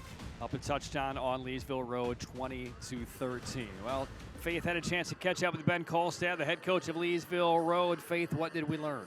Yeah, I spoke to him, and he said, overall, you know what? I'm happy with my team. They're doing everything they need to do on defense. They're doing everything they need to do on offense. The only thing we did wrong is we gave up a touchdown on a fake punt. He goes, that was their one mistake in that first half. Otherwise, he says, the second half, the adjustments they need to make is to stop that quick pass. So that is the goal coming in here into the second half. So we'll see if they'll make those adjustments. Back to you. All right, Jay, agree? Yeah, I mean, the quick passing game, if they can slow that down, continue to get pressure, and then keep Jones in the pocket, they can't allow him to get outside, use his legs. You can see what this game means. I mean, look at this huddle right now.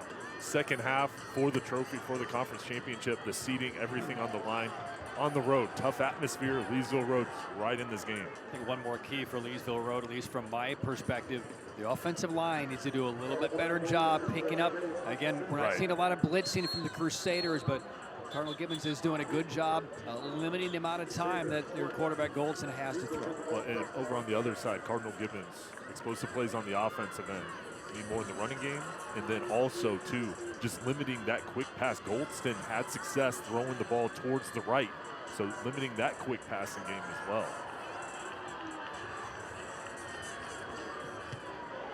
So about to begin the third quarter from Cardinal Gibbons. Gibbons 7-2 overall, 4-0 within the Cap 6. Leesville Road 8-1, and also unbeaten, 4 wins without a loss inside the Cap 6. 20-13 lead for Cardinal Gibbons. The Crusaders will kick off to begin this third quarter. CBS Friday Night Rivals, presented by Campbell University. So glad you've been along for the ride with us over the course of this year. Patrick Keenis, Jay Sonhalter, Faith Keene down to the sideline. So the Crusaders will kick off. Presented by Air Experts Heating and Cooling. You schedule your $59 tune-up today at yourAirExperts.com. So the approach in the third quarter underway. Short kick and lands right at the feet, and Leesville Road returns to the 30-yard line or so. And that's where the drive will begin for the Pride. So here comes DeAndre Goldston. The touchdown with Leesville Road in the first half came on a toss from his running back right there, number 24, Lifeshaw Stevens, on kind of a half trick play, connecting up with Stevenson, and the other scores came on a couple of field goals from Rowan Nyack from distance, 44 and 41. So Goldston on first down. We'll give it to Shaw Stevens. He's kind of probing that left side, not much there, a couple of yards. Here in the second half, they need to continue that ground attack, trying to get Shaw Stevens up to the second level. They're picked up about 3, not a lot of room to operate, but with his size and his power, he can move the pile. And they're, at least on the start here, at least you're moving the chains, second and about 7 here for a passing situation for Goldston. 4 receiver formation. John Dooley at the bottom of your screen, big target in that first half. And coming back to that pass, but minimal yardage, maybe 1. Reception by Devin Goldston, the younger brother of DeAndre Goldston, the Leesville Road quarterback, third down. And Matthew Green coming up with the tackle. I think we'll see these defensive backs playing closer to the line of scrimmage, trying to limit those quick passes.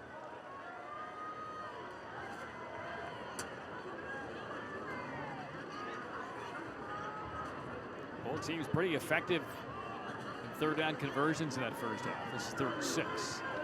Goldston, time to throw this time to the sideline, finds his brother again. That's a first down. On the 40 to the 41.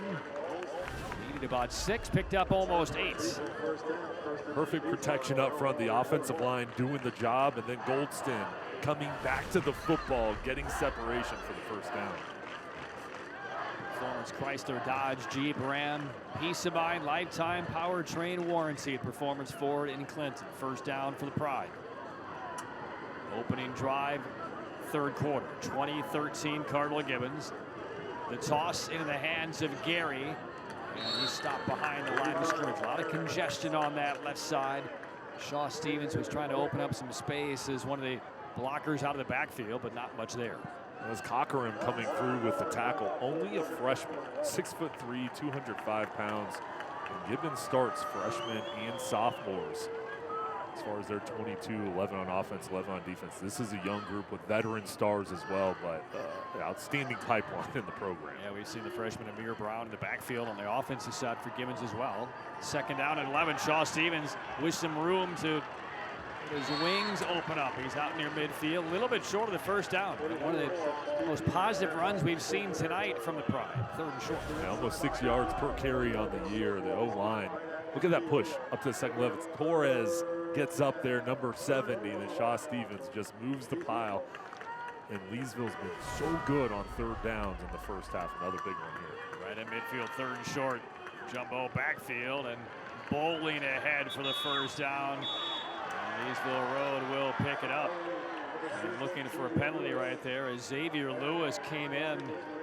Big defensive player comes in as the fullback right there on third and short. You're not stopping him. Yeah, outstanding prospect, Lewis. We highlight him in the open as far as his play at the defensive tackle position. Ben Kolstad will put him in on offense when they need a yard, when they need short yardage situations and come through. And Lewis got just enough to pick it up. Another Performance Chrysler, Dodge, Jeep, Ram, first down. The drive continues for the Pride, trailing by a touchdown. Only 3 minutes off the clock to open up this third quarter.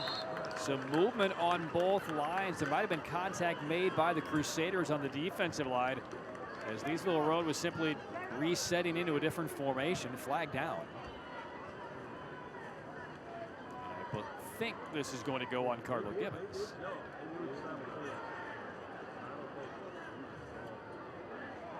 But of course, as we always see, both teams pointing the other way. This will go on Leesville Road. I stand corrected. So back up the Pride, 5 yards. And only the fourth penalty, and Cardinal Gibbons only 3, so 7 total. Clean game on both sides and such an important matchup. This is what you would expect, and each side very disciplined. And again, 2 of those 7 penalties, personal foul, dead balls, right. 1 on each side. So outside of that, but very clean technically tonight. First down, 15, Shaw Stevens hesitates a bit, and again, not much room around that left side. Trying to establish the running game. It's just been a very tough task for the Pride tonight. Just one there for Shaw Stevens. Now second and long situation. We'll see Cardinal Gibbons, how they play this. If they keep their safety, number 6, Chip Coleman, back, let everybody else work underneath, which they've done throughout this game. For Goldston, and not put this ball in harm's way, I'd expect Shaw Stevens to be involved, something quick to the outside. He's completed almost 70% of his passes this year. And he'll throw that one over the middle. Leaping catch is made. Stevenson close to first down yardage on 2nd and 14. Confident throw, put it really in the only spot where it was only going to be Stevenson catching it or nobody. Well, he is tall, athletic, and he's their big play guy in this offense, going over the middle of the field. He knew he was going to get hit. Tough, physical. There's the shot. 3 hats coming over to try to knock that ball loose. He holds on to it. It is 3rd and shorts, and here's their defensive tackle again. Xavier Lewis down that left sideline. He's to the 10. First and goal for the Pride. How would you like to tackle him? No thanks. 6'1", 235 running right at you. Second half, 2 carries. Now look at him just go. Everybody bounces off a 6. Gets to the outside, almost able to break it all the way through. Explosive play on the ground. Well, how about that charged up sideline for Leesville Road as they saw Lewis break free down the sideline. It is now first and goal for Leesville Road at the 8-yard line. Trailing by a touchdown. They keep Lewis on the field. Shaw Stevens, the direct snap. Cuts it upfield to the 5. Toward the goal line. And short. Marked down inside the 1. Leesville Road getting close here to the goal line, as close as it gets. And Shaw Stevens gets hit initially, a couple guys come down. We'll see where he ends up. Yeah, good call. I mean, he's right there within a yard, right on the half-inch line. They load it up. And now they go one more time, and it's Lewis in for the touchdown. Xavier Lewis, how about that? Converts on a 3rd and short at midfield. Converts again on 3rd and short. And now at the 1-yard line, Lewis, the defensive tackle for Leesville Road, gets the call and carries it in for the score, and an extra point away from a tie. On the offensive line, Pullman, Williams, Colombo, Torres, and Lilly does the job there. Number 6, we didn't see him in the first half at fullback. In the second half, insert him into the game, and he's making plays. And the extra point is good. And twice tonight, Leesville Road has trailed on the road by 10. And this is the first time they have caught up. You talk about the X factor, meaning a wild card. This X factor is actually his first name starting with X. Xavier Lewis, the touchdown surprise. And the Pride have caught the Crusaders. And there's the man of the moment right now for Leesville Road. Xavier Lewis, number 6. 3 carries and 3 critical junctures of that drive. And Leesville Road back on even terms, 20 all. He's going to go back out on the field on the defensive side. Hey, quick break, got to go back out there. There's nearly a 5-minute drive for Leesville Road. That's one of the things, kind of the, below the headline story for this. We've seen a lot of long drives. We're already midway through the 3rd quarter. Cardinal Gibbons hasn't touched the football yet, so not a lot of possessions really remain if that theme continues. Peebles ready to return. Air Experts heating and cooling kickoff. Schedule your $59 tune-up today. YourAirExperts.com. Returnable for Peebles across the field. This is going to be brought back. Big return. Peebles to the 30. Tackled there. And there's a block in the back right around the 5-yard line by Cardinal Gibbons. And our referee, Gary Wiley, was all over.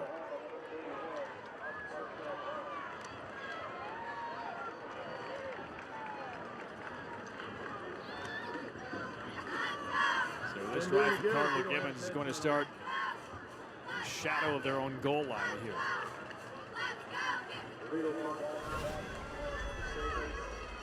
Here's Peebles going from left to right.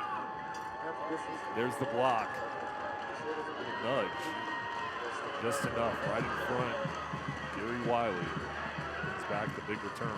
And Sam Dodd. A reminder, folks, stay tuned. During the 4th quarter of tonight's game, we will select the West Shore home play of the game. West Shore home, bringing happiness to every home. 20-20, so Leesville Road takes the football, scores the game-tying touchdown to open the 3rd quarter, and now they have Cardinal Gibbons hemmed in, and Dodd, who just committed that penalty on the kickoff return, the target on that pass on 1st down. And right now, Cardinal Gibbons really does need to march down the field, keep the defense off the field, and create some space here. Yeah, Dodd's been a big part of the game plan tonight. Improvising, Gannon Jones to the right sideline. Not a lot of room there. He'll carry it out at the 15. And I'll tell you what, Xavier Lewis, he's everywhere. Like Roy Kent and Ted Lasso. But Ben Kolstad has spoken about his potential. Only a junior. Braxton Lassiter and him, that tandem inside of the defensive line, they are so good. Number 6, with his first step quickness, the power that he has, continue to get better. He's a college prospect. Yeah, 10th game of the year. You see this conditioning now from Xavier Lewis, number 6, right in the middle of your screen right there on the defensive line, 2nd and long, and he's right in on that combo and tackle to the 20-yard line. Another guy here, Micah Purvis, number 5, their linebacker, their leader, scholar athlete. He's been all over the field, and there, initially got the penetration, got his hand, slowed him down, and forced other guys to come in and make the tackle. And he's a key guy on this defense. How big is this play right now for Leesville Road? 3rd down and 5. If they can force a punt, they're going to get excellent field position. Quick toss to sideline, covered up, maybe a little short of the sticks. Dodd makes the catch. In on the tackle for Leesville Road, Matthew Lawrence, number 9. And I don't know that he got there. Joel Palmer Hayes, number 10, was there as well. And we might be seeing the punt team come on for the Crusaders here on 4th down. So they've held the football for 1 minute, and they will punt it away. And they'll be off of the left foot of Gannon Jones. And takes a sideways hop, and this is going to be terrific field position now for Leesville Road. 5:55 left, third quarter. Leesville Road trailed by 10 points twice. They've drawn level, and now for the first time, Jay, the football belongs to them with a chance to go grab the lead. Yeah, an opportunity now, and is this not what we expected? We thought it was going to be this type of game, back and forth each team. What great years, given 7-2 with an incredibly tough schedule early on. They challenge themselves every year. Leesville Road 8-1, two teams. They're talented enough, such well-coached groups. They can win the state championship, and they're battling tonight. All right, Goldston on 1st down from the 46. Fakes to Shaw Stevens and throws out to Dooley again to the right sideline. Not a lot there, but Dooley is a sure-handed guy. He's been reliable tonight. Nolan Ryrick, number 3 for Gibbons, comes up with a big hit. Those two going at it on the outside. That's been a fun matchup to watch. Well, we set it up in the late stages of that second quarter. Gibbons led by 10. Leesville Road had a long field, tried to take all the clock down. They did. They advanced, got a couple of first downs. Then they needed the field goal that they got. Getting the football in the other half. A touchdown would tie it up. They got that as well. And now Shaw Stevens once more for the Pride. Up the right sideline, driving through a defender. And the Pride feeling it right now in a tie game in the third. Chip Coleman, number 6 for Cardinal Gibbons, kind of saves this play. Otherwise, Shaw Stevens is going all the way. Look at him just fight through the spin move. And then the relentless style that 24 plays with. And Shaw Stevens is looking for contact. He's one of those guys that gets better as the game goes on. Gain of about 27 yards for Shaw Stevens. Performance Chrysler Dodge Jeep Ram, 1st down for Leesville Road to the 22-yard line. Looking for their first lead of the night. Nothing there for Shaw Stevens on 1st down. Number 10, Brady Dolan, the senior outside linebacker, coming through with a key stop there. Now 2nd and 10 coming up. This is where Stevenson, number 81 for Leesville Road, they've called his number in situation 2nd and 3rd and long, working over the middle. He's lined up in the slot.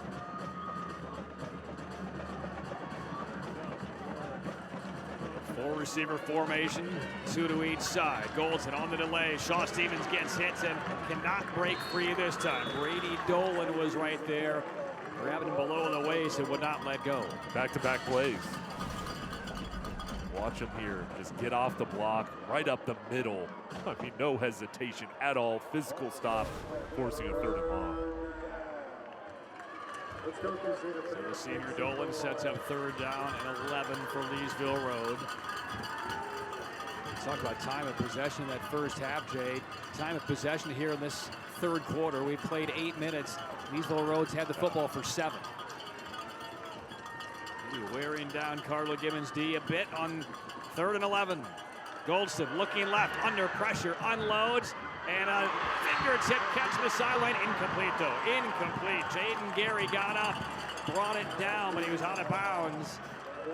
4th down. This was just an amazing catch, even though it's not going to stand here, by Gary. And Ryan Ziegler, 24. Talked about him getting an offer from ECU earlier this week, laying down the big hit on Goldston with the pressure. That was very close on that sideline. That right toe almost got in. Well, Goldston just kind of hobbled a little bit off the field, and now we'll see Nyack again. He's been one of the big stars tonight for Leesville Road, trying to give the Pride the lead, and he does. We've seen a 44-yarder, a 41, and now a 40 from Nyack, and Leesville Road with its first lead on the road against Gibbons, 23-20. 13 unanswered points by the Pride, trying to steal away the Cap 6 championship.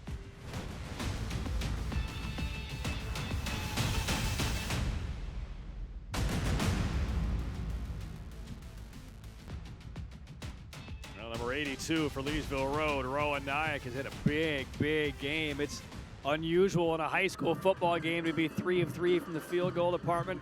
A couple of extra points. He's been critical tonight for the Pride, and they had the lead for the first time. Deep field goals, he's been automatic and healthy now. First game back in a while, so what an opportunity for him to make an impact in such a huge game.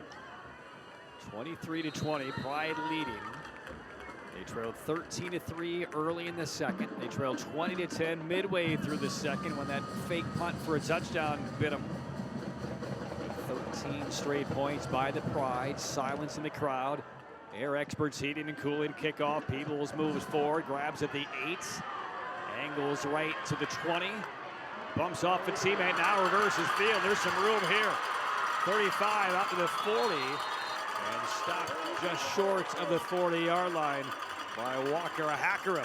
That's a big play of the special teams for Peebles. And Peebles been really good on this return unit. Braden Karras, a key block over on the outside to allow him to get over towards the left and go right to left and get over close to the 40-yard line.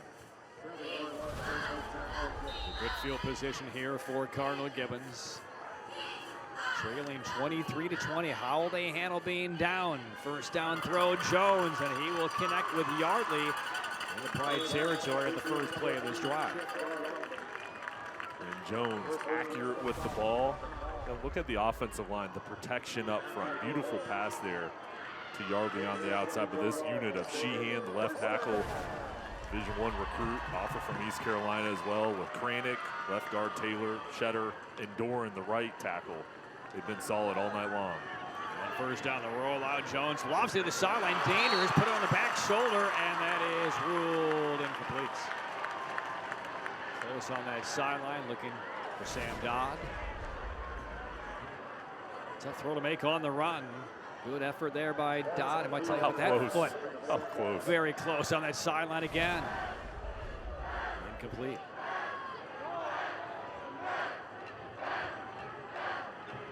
And this is Cardinal Gibbons' just fifth offensive play of the second half, and there's three minutes left in this third quarter.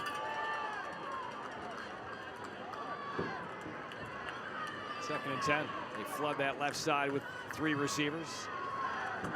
Jones, a lot of room, steps up, fires on the run, right side again, back out of bounds, incomplete. And well defended there by Joel Palmer Hayes, looking for Aiden Smalls. Yeah, that's a tough matchup on the outside. Palmer Hayes, one-on-one coverage. Nice job with the execution, knocking the ball loose, excellent coverage, setting up a 3rd and 10 situation. A reminder, we're streaming Friday Night Rivals on our Facebook Live and MyRDC TV. Brought to you by CVS. Shop new lower prices every day. Cardinal Gibbons in the green, Leesville Road in the white, playing for the Cap 6 title and one of the top seeds in the playoffs. 3rd and 10 for Cardinal Gibbons. A little middle screen, big hit, slowing down the play. Right around the 43-yard line, just as the freshman Amir Brown looked to have some open space. 4th down. Now Brown's a talent. The screen, here it is. Boom, make one man miss, go to work. Nice play coming up.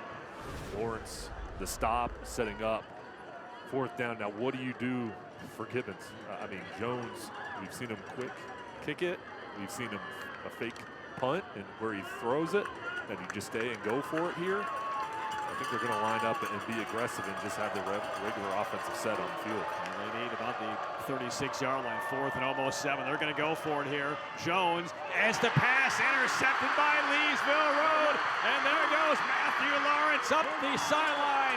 Tackle, and Leesville Road forces Gibbons' 2nd turnover of the night on a 4th down attempt.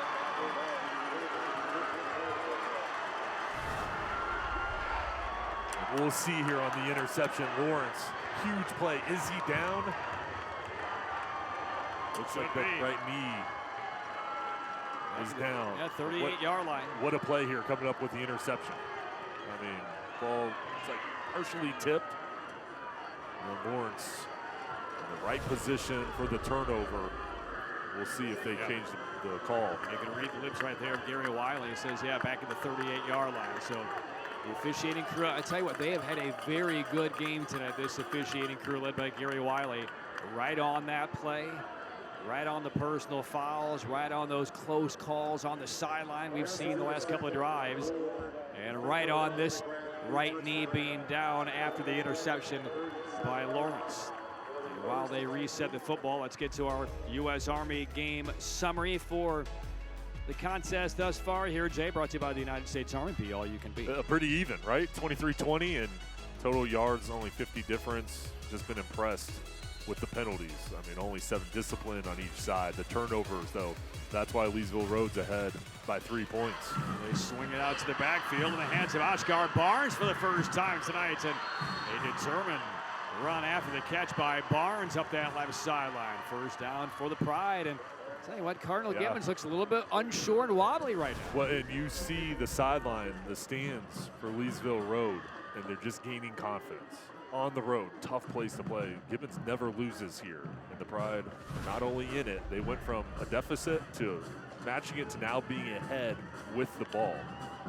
Gibbons D needs a big play. Quick pass, left sideline, not a lot of room, but enough for Devin Goldston to kind of thread his way down the sideline for pretty good first down yardage. It's Leesville Road really picking it up here. We talked about the momentum shift, another good sign. Got the report, Braden Rivenbark back out on the sideline, which we saw him. Looks like it's a dislocated ankle. He actually got x-rays here at the high school back, but that's great news. Still more tests to be done, but it looks like an ankle dislocation. It is a lot better news than I think we had anticipated when he went down with that air cast. Now trying to exhort his team on. Second and short, big run, but the ball squirts loose, and Gibbons is on it. They forced the first turnover from Leesville Road tonight. And man, did Chip Coleman and the Crusaders need that. First one, and it comes at the perfect time. Huge hit. And then Chip Coleman, perfectly positioned. We'll see that hit. Is that Peebles? Peebles along with Nolan Wyrick. Yeah. Those two coming up with the stop. The ball's on the ground. You get the belt. And to get Chip Coleman, Chip Coleman. We've called his name a few times now. That's a big play by the safety. Right on cue. Talking about the D needing to force something positive, and Gibbons just did right in the nick of time. So on first down now, we'll see what Jones wants, and he wants a lot and has a man wide open over the shoulder. Yardley breaking away. Gibbons scores a touchdown. One play after the fumble. That is 74 yards. And Cardinal Gibbons stunningly back in front.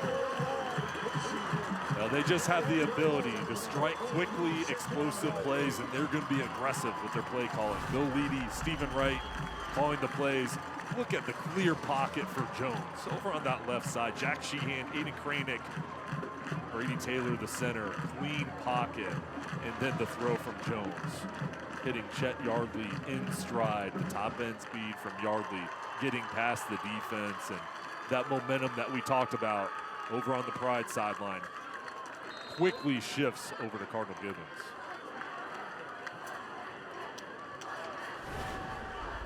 Gibbons on top with 1:20 left in this third quarter, and my, how the winds have changed.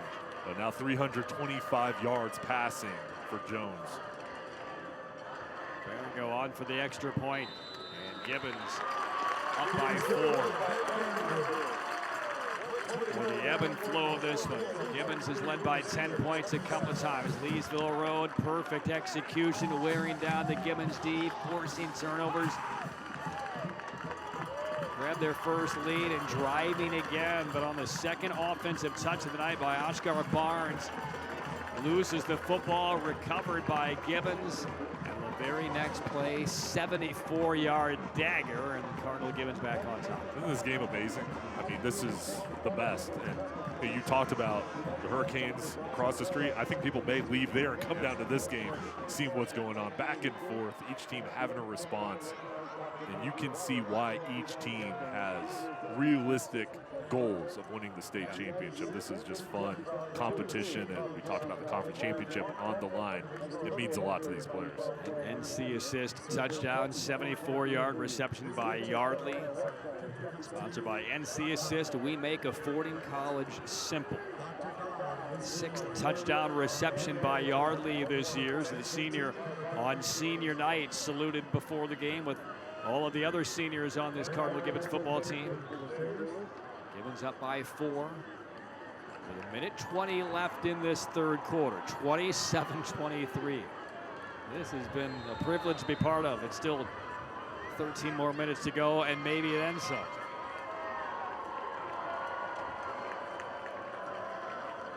Air Experts heating and cooling kickoff. Head to yourairexperts.com. Schedule your $59 tune-up today. Short kick from the 10. Fake the handoff, and Gary can't get through the initial hits. He's across the 20, but no further. Corbin McDaniel on the special teams tackle for Cardinal Gibbons. We talked a lot about responses. We've seen massive plays immediately after turnovers. Now, Leesville Road, they've commanded this third quarter, commanded the end of the second quarter as well. How will they respond?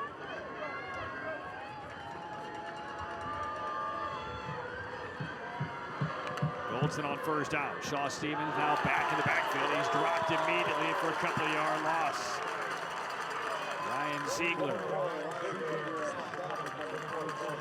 Well, Ziegler called his name numerous times tonight. Just a stud on the outside, breaking through with the tackle. Talked with him before the ball game. Got to know him, interviewed him in the offseason. Outstanding kid. Does it on the field in the classroom as well. And tonight's senior season, what a year he's had. Loss of 3. Second out for the Pride. Maybe back on their heels a bit for the first time in a while. Big throw, Goldson left side, and gets it through short of the 30-yard line. That's his brother, Devin. It's a tough catch and a long spiraling throw from DeAndre Goldston. The Goldsons, quarterback and wide receiver, the brothers coming through. I mean, that's an excellent throw. Throwing it high where only he can get it, and then just boxing out the defender, the focus to bring it down and set up a 3rd and short. Yard to go on 3rd down, tight formation. Once again, Leesville Road will throw Xavier Lewis in the backfield, but he's not going to get there this time. The whistle's blown. He was never brought down. That's the complaints off the sideline for the Pride, but the whistles were blown, stopping his progress, and he'll be short of the first down. He may have lost a couple of yards. Christopher Pender and then Jack Sheehan, number 71. We talked about him playing tackle, comes in on the defensive side. Big on big. Lewis versus Sheehan. Sheehan makes the play as we go to the 4th quarter. Well, for all the ownership of this third quarter for Leesville Road, grabbing a lead, we head to the final 12 minutes, and Cardinal Gibbons back in front, and the Pride faced a very important 4th down when the 4th quarter begins.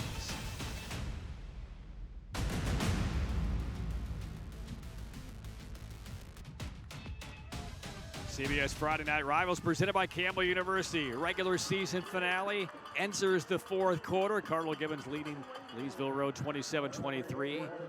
This is a 4th and 2 for Leesville Road in the white uniforms. And right now the punt team not on the field. And they will snap it. They will hand off. Contact. Driving forward. Lewis will get the first down. What a courageous call. And punishing a run by number 6 of Leesville Road. The conference title on the line, you got to be aggressive. The Pride load up the box. Everybody getting low on the offensive line. Williams, Colombo, Torres, Lilly. Then you have number 6, Xavier Lewis, coming at you, tough to bring down. He really got moving forward, got up there quickly to the line of scrimmage and just bunched things up and got the initial push. I'll tell you what, as a coaching staff, you're showing full confidence, thinking through that decision, full confidence with your team, but you're holding your breath when that snap and handoff exchange occurs as Leesville Road, a short completion. Braxton Lassiter is in to make that reception on first down. Well, Lassiter, another guy playing both ways, lined up as a wing, goes across the line of scrimmage, and so quick, athletic, a talented player that's making an impact throughout his time for the Pride, and here his senior season's been his best. 8 of 8. Out to the 43-yard line, and maybe a little exhaling here by the Pride. Just back to work offensively. 3-receiver formation. Lassiter again sets up as a wing. Shaw Stevens out across midfield. Takes a tackler down to the 47-yard line. All right, couple key blocks here. This Lassiter just clipped his man just enough to allow Shaw to get by him. And then Lilly, the right tackle, there's the block, and then Lilly, number 54, pushing his man. Those two guys sealed off the right side for Shaw Stevens to get through. Performance forward, first down for Leesville Road. Find peace of mind at Performance Forward in Clinton. In Crusader territory. Goldston swings it out, and one more time, John Dooley picks up a couple of yards. I believe that's his 5th catch of the night. John Dooley, number 3 for Leesville Road. Safety valve on the outside. Sure-handed. Every time they've gone towards him, he's been open. I statted out the top 8 receivers on this Leesville Road offense before the game. Dooley was not one of the 8, and the one at the bottom of my list had 5 catches all year. Dooley's had 5 tonight and less than 5 the entire campaign. 2nd and 8 for Leesville Road. Churned out the time of possession here in the second half as Goldston slings it. It's through the fingertips, incomplete, looking for Jaden Gary. Goldston tonight's protected the football. He's been very efficient, making the right decisions, and he's used his legs, gotten rid of the ball before the pass rush has come. I've been impressed by him, and Stephen Wright here in the 4th quarter with the lead, trusting his defense here. We'll see if they mix up their scheme to try to get pressure.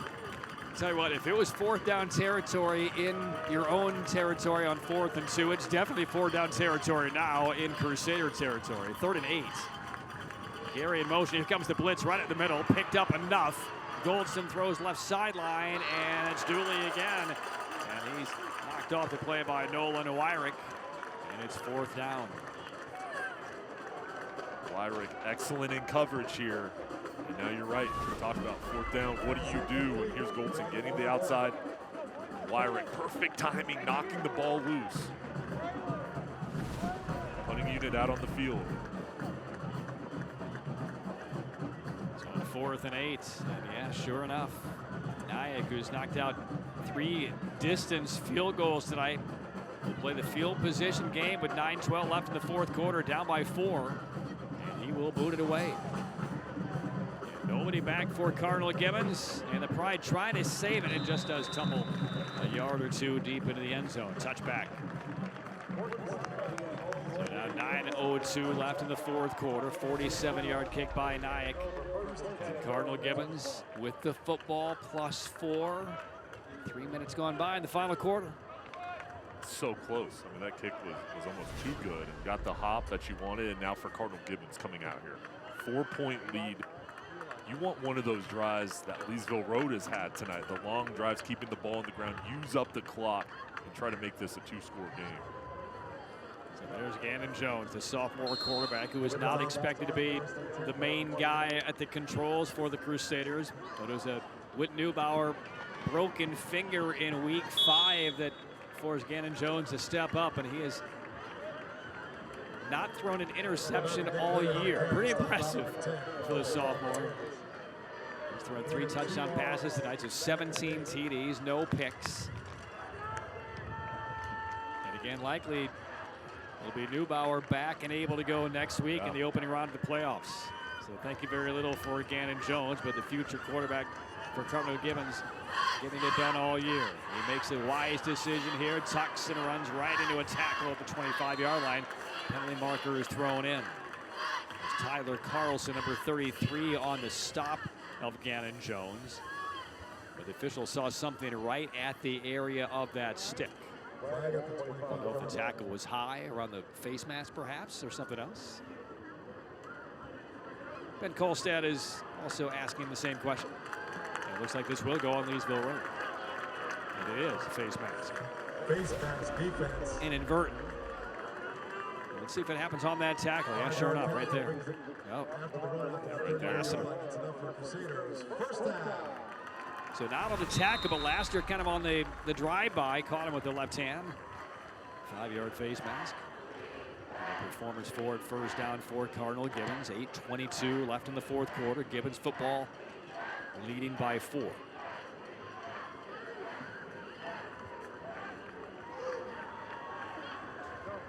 On first down, looking downfield, little pressure, steps up, tosses over the middle, and it's picked off again by Leesville Road. What an interception.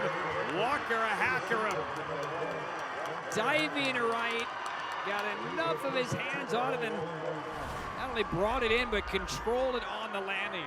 Third Gibbons turnover. Well, Hackerham stepping up. I mean, what a play here coming through. His team needs a spark. Outstanding job focusing, turning his shoulder, reaching back for the ball, and he's been a huge impact player this season. The coaches have loved what he's brought to the team on the back end, and nothing bigger than the play he just made. So 3 Gibbons turnovers, 1 on that punt that bounced off of a blocker by Gibbons that was covered by Leesville, and then a pair of interceptions now thrown by Gannon Jones. First down, Leesville Road, trailing by 4, and that through some traffic looking for Dooley, falls incomplete. So the first 2 interceptions of the year for Gannon Jones tonight against Leesville Road. Ben Kolstad, you knew this game was going to be close, but you have an opportunity here. 8:07 left, ball right around midfield. Your offense has had big plays throughout this game. The key is, again, just protect the football and make sure you involve Shaw Stevens on this drive to have the balance in the running game along with the pass. Stevenson in motion, sets up in the right slot. And it's Shaw Stevens on the carry, very little out close to midfield, maybe a half a yard. And already after the pick, it's 3rd and long for Leesville Road. Defense flowing to the football. Nice job beating the block. Brady Dolan initially got the penetration, then others came up to clean up the play. Watch Gary and Stevenson, 3rd down situations. 81 in the slot and 85 as well. 3rd and 10. Just dumped it off. Shaw Stevens, can he find a room? No, he meets a wall right at midfield. Cardinal Gibbons, Ryan Ziegler ate him up. Ziegler sniffs this out quickly. Look at him shoot through there. Big hit. Again, has that brace on his hand. Injured. Playing through that injury. Still making plays all over the field. And what a critical play there to come through and force the punt team out on the field. So after the interception, Leesville Road does nothing with it. 3 and outs. And Nyack is back on to punt it away. We'll see if he can deaden this one short of the goal line this time. And fair catch signaled for and grabbed at the 19-yard line by Peebles. So Cardinal Gibbons escapes after the interception. Crusaders back on offense, still up 4. 7:07 left in the fourth quarter.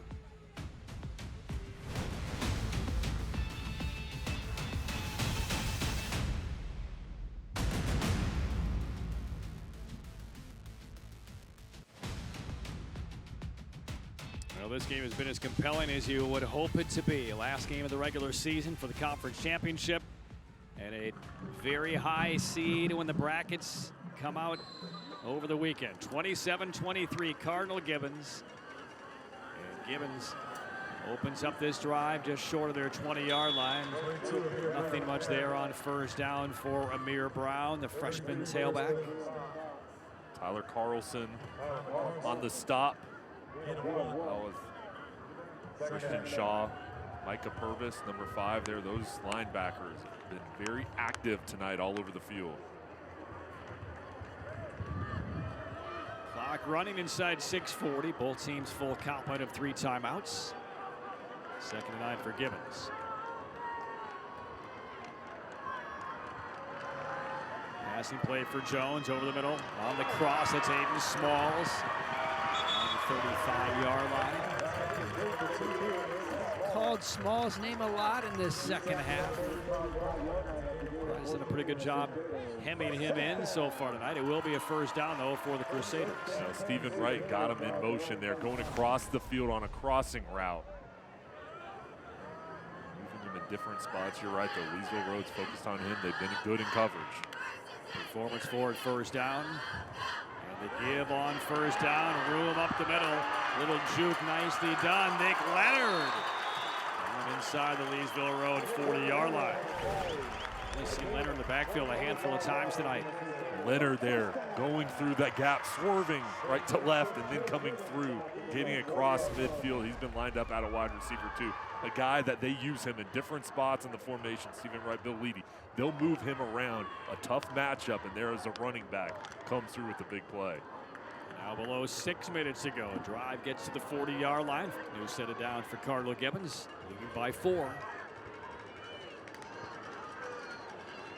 Jones tries Leonard one more time. Up the left hash, spins around, meets a pretty good hit. He's inside the 30, and most importantly for the Gibbons fans, holds on to the football. On that spin, I mean, that easily could have been dislodged, but Leonard holds on, and another first down for Cardinal Gibbons. And they've got something going now with Leonard. Now, interesting to see here. You give it back to him, or do you use a play fake to him and then go over the top with the linebackers coming up, a play action? He stays on the field, a couple carries. They're going to keep him out there. Well, it's funny how fast things change. I mean, you're thinking Leesville Roads maybe marching to go up by 10 points or so. Now the Pride defense has to be thinking we need a turnover or hold Gibbons to a field goal try here. Just watch him as a decoy. Can't go down by 2 scores at this stage of the game if you're Leesville Road. First down. Leonard again for a couple up the middle. You don't want to say that the clock's a factor quite yet, but it's close. Yeah, well, and so for Gibbons, kind of the decision, I've been talking about using him here as a decoy. Do you go to play action, or do you just continue to run the ball here and shorten this game up, knowing that you're in field goal position? I think you were Stephen Wright. You're telling your sophomore quarterback, hey, use that play clock to your advantage as well. Take it all the way down, shrink the game even more. Second down and 7.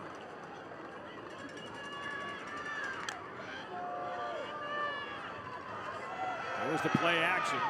Scrambling Jones, slides feet first to about the 22-yard line. I tell you what, for a sophomore, he's really learned the nuance of that position. Working the offense, a wise play here, learning how to put, have the play clock in his favor here, put a game away. And he's a baseball player, so he's a perfect with the slide, and that's where playing multiple sports really helps you out. These guys, I encourage it so much. Playing different sports, it brings different skills and movements to the sports that you play, and you can see that baseball background paying off. Very important third down for Leesville Road. Trying to get the defense off of the field, trailing by 4, 3rd and 3. Jones, quick pass left side, finds his man, but short of the marker. Joey Johnsky made the grab. Well defended by Leesville Road. And now if you're Stephen Wright, what's your decision? 4th and short, you kicking the field goal to go up by 7? Or are you going for the juggler and trying to put the game away here with a touchdown? Back short, Micah Purvis with a huge stop and makes this a difficult decision. Looks like the field goal unit was on the field. Now the offense stays. Now, would not be surprised here if they try to get a hard count. There's Smalls lining up at quarterback. A little more than a yard. 4th down. Smalls is under center. This is a live play on 4th down. Oh, blitz picked up. Toss in the end zone. Touchdown, Cardinal Gibbons. Smalls finds Griffin Cockerham on a 4th and 1. And Cardinal Gibbons goes up by 2 scores. And whoever picked up the block saves the touchdown because Xavier Lewis was on the way. Nick Leonard, I mean, what a drive by him with his runs. Huge block on Lewis. And then Stephen Wright, aggressive mindset. It pays off with his sophomore, Smalls, going to Cockerham, a freshman, playing both ways. What confidence Stephen Wright has in his team in just knowing, hey, if we're aggressive here, if we execute 2-score game with 2:46 left, we're going to be in a great position. He trusts his players, and he has the knack for calling the right play at the right time. And that extra point deflected and blocked. Second one blocked by Leesville Road tonight. That's important. 10-point game, 2:46 to go. Pride all 3 timeouts. But you talk again about holding plays back over the course of a full campaign and showcasing them at the impeccably perfect moment late in the season. There's Exhibit B for Cardinal Gibbons. Crusaders by 10, late fourth.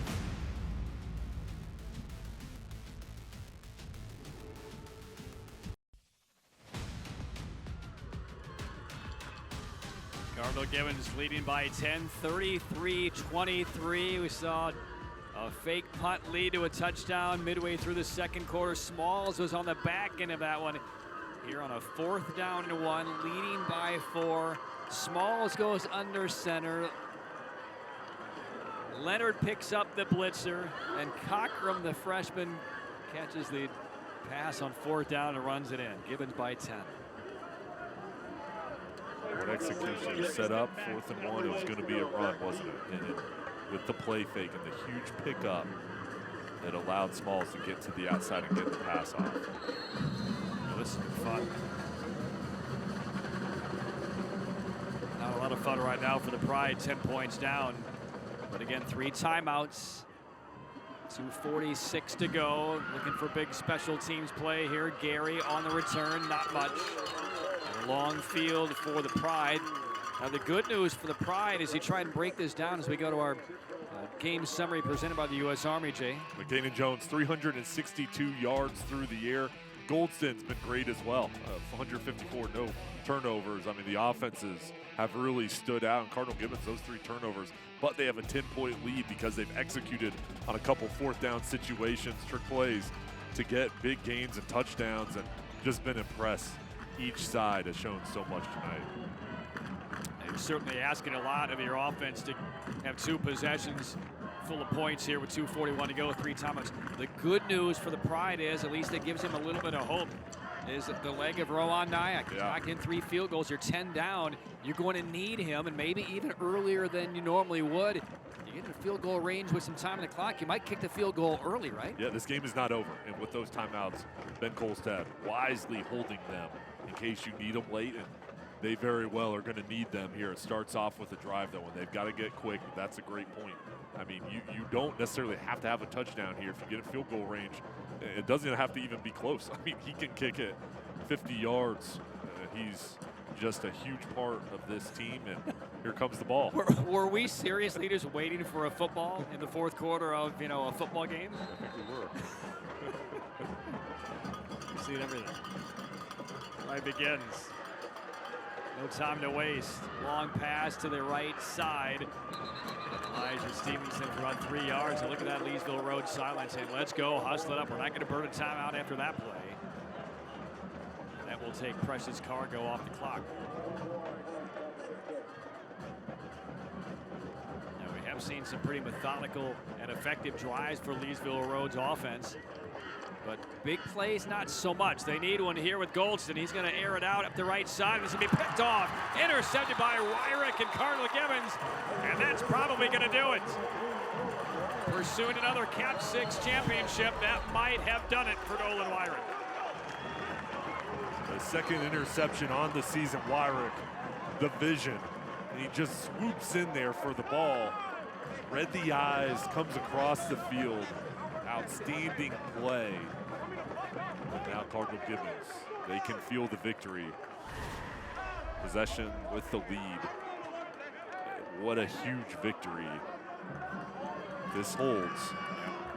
What a huge victory this could be. So many back and forths in this game. Again, Leesville Road trailed by 10 a couple of times.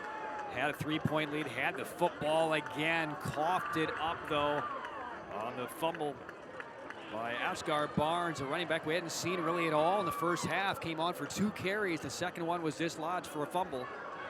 Covered up by Cardinal Gibbons. Very next play, the long pass play for a score. And that's really when the winds of change really gusted through here at Cardinal Gibbons. Well, for Leesville Road in this situation, all right, obviously a lot's got to happen. You do have your timeouts. You've got to claw for this ball, even if you don't get a turnover. If you get 3 stops, you can get the ball back, and then who knows. Not much time. You still have a chance, but it starts here going for the ball, and then you're going to have to use your timeouts. So with the penalty, this drive begins for Cardinal Gibbons back at the 35-yard line. Personal foul on the Crusaders. And Jones and the Crusaders will keep it on the ground and ripping for that football. The attempts anyway by Leesville Road. Unable to pry it away from Nick Leonard. Well, the key here now, if you're on offense, once you get that ball, 2 hands, 2 arms, cradling the ball all over it, and then if you get guys trying to hold you up, just get down to the ground. The extra yards don't matter. Possession does. All right, Leesville Road calls a timeout, 1:59 to go. That will give us an opportunity to unveil our West Shore home play of the game, Jay. Well, fake punt. Looked like it was going to be a kick, and nope. Gannon Jones goes over the top. Aiden Smalls, huge play, running a skinny post, catches it, then does the rest. This offense has been very aggressive.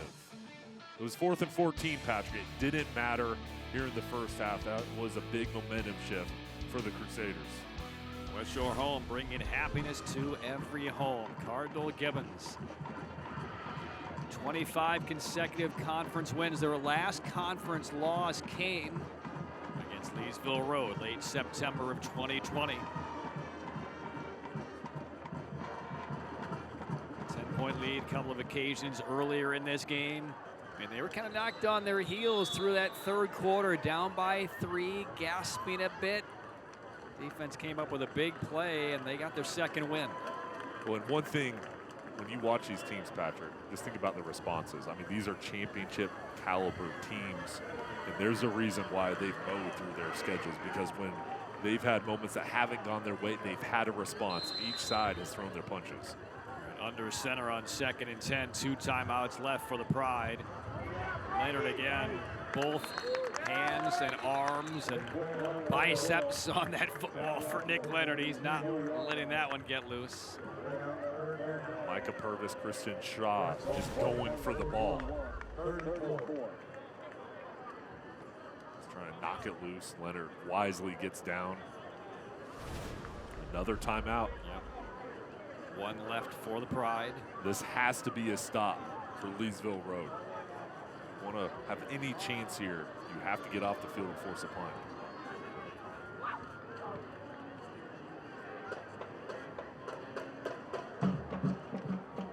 So Jason, big games around the triangle tonight involving teams that will be surrounding each other in the bracket when it comes out over the weekend. Clayton and Cleveland playing a big game tonight. Wake Forest wraps up its regular season. Millbrook. Rollsville. Yeah. And then these 2 teams here. Stack out all those teams, and who do you like as we come to the finish line of the regular season? We'll love that Cleveland and Clayton game, right? Both teams, wow, they are good. Yeah. And then, looking at Cardinal Gibbons tonight, they're special. And then we've seen Rollsville too. So I think those 4 teams, maybe just a step above, but there's so many good teams in this area. 3rd down and 4. Leonard will get the first down. Boy, it looks like an awful face mask as well, or a horse collar, one or the other. Joel Palmer Hayes, number 10 for Leesville Road. Might have got around the horse collar. We'll see if a flag is down. It's enough for a first down. And Gary Wiley, the referee, is unhappy with some of these players in the field. It is going to be a personal foul, face mask against Leesville Road, and Joel Palmer Hayes, number 10 right here. Oh, that's a nasty turn. Well, and you talk about these teams as there's the penalty, and now Gibbons is going to run out this clock. But Patrick, Leesville Road right there. A couple trick plays, and this game's completely different. I mean, maybe they're the best team. So if that fumble doesn't occur when they're up by 3 and driving, I mean, yeah, they may have gone up by 10 points, and who knows if there's a response from Cardinal Gibbons. They're that close. Ben Kolstad's team has every chance, along with these other group that we talked about, to win and go to the state championship and come out of the East. I mean, they're that good. And, a couple plays that went to Cardinal Gibbons tonight. Looks like it's going to be the difference, but this is a talented group, tough environment on the road. And, next week they'll be playoff team with an opportunity to get hot at the right time, but this has been a fun matchup. I mean, again, that just goes to show the very thin margins separating all of these outstanding teams in the area. Now, again, they're not all going to be seeded 5, 6, 7, 8. I mean, there's going to be some variance, a spread between a lot of these teams in the triangle based on their conference finish and strength of schedule and things like that. So the road will be easier for some, potentially more challenging for others, but the bottom line is you just go out and win football games. Right, exactly. And it's all about playing your best at this time of the year and staying healthy. And then, you know, this is a game, Patrick, depending on seeding and, of course, you know, how these teams fare, they could face off again in the playoffs. So Leesville Road with a minute 25 and counting. Ben Kolstad is out on the field for Leesville Road. I think Ben feels like he might have one timeout left. He was talking with one of the officials. Seemed to be questioning how many timeouts they had. It looks like the officiating crew is going to get together and verify if Leesville Road has any left. And, you know, Patrick, just one other thing on the coaches. These are two of the best, outstanding people. Enjoy talking with them every time we get around them and learning about their teams, how much they appreciate and love their team and what this means to them, and just the lessons that they teach them off the field, the discipline they instill, and the role models they are. I mean, there's a reason why they're every year in contention for a state championship. And doing it the right way. Yeah, I mean, Stephen Wright, Ben Kolstad, they're two of my favorites, and you know, they're leading these guys and developing them the best way. Let's go back down on the sideline of Faith. Yeah, Coach Wright over on this Gibbons team, he has 6 values that this team works on each and every week, and they highlight one of those values. And that is his whole game plan, is to create great men off the field. They are big on creating great atmospheres off the field, not just football. Football is just the side thing. That's the thing that they do for fun, right? And then they are creating young men off the field. And then on the other side of the football field, Leesville, they are constantly having team dinners, seniors. They even did an NFL draft in this offseason to choose who would be the captains of this team. They got all dressed up in amazing suits and were chosen on who were the top captains on this team. So both these teams really focus on outside of football and creating a great football squad. Back to you. Yeah, creating a great football squad, creating great young men. We're about to go out to the next level for a lot of these guys. But, the character certainly has been built and the foundation laid years and years ago by these coaches. And I know for Ben Kolstad, he hands off the headset right there. He knows the outcome is pretty much determined. If you're a head coach, if you're a player, even coming off this field, if you do lose tonight, if you're the Leesville Road Pride, you're on that bus going back home saying, I want to play those guys. Oh, yeah.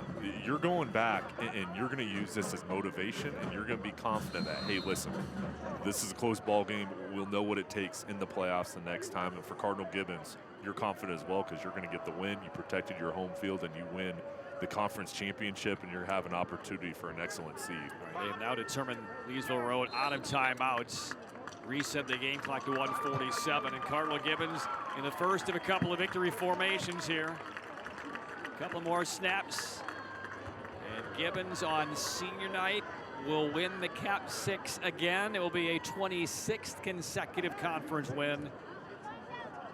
And we said it right at the top of the broadcast for Stephen Wright's Crusaders or for the Pride of Leesville Road. An extremely favorable seed would be the spoils of not only winning the conference championship tonight, but winning this game. And this unbelievable atmosphere here at Cardinal Gibbons, this will not end anytime soon, so long as the Crusaders remain viable in the playoffs. And again, the bracket will come out over the weekend, and the playoff push will begin next week. So one more snap for Cardinal Gibbons ought to do it. And Stephen Wright about to go to 131 and 32 in his career for Cardinal Gibbons.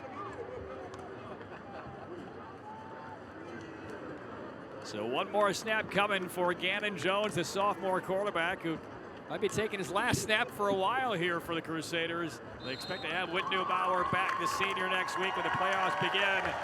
But Cardinal Gibbons has taken down Leesville Road in an absolute slugfest tonight. And they will win the Cap 6 again. Handshakes between Ben Kolstad and Stephen Wright. But don't be surprised several weeks from now if these two teams meet again. But Gibbons wins this heavyweight fight in the regular season. It's a final 33-23 Cardinal Gibbons. Yeah, two of the best programs in the state. They respected each other so much and just love the way they competed and provided such a great game for the fans and everybody here. Love the effort that they played with, and I expect each team to have long playoff runs, and their potential is winning the trophy, the state championship trophy, and a lot of lessons they learned from competing against each other tonight, and I like where they're going to be heading into next week. All right, the FNR trophy presentation is on the way, but the big trophy awaits about 5 weeks from now. Stephen Wright and Cardinal Gibbons claims the regular season finale and another Cap 6 championship. Final score, Gibbons 33, Leesville Road 23. Trophy presentation is next.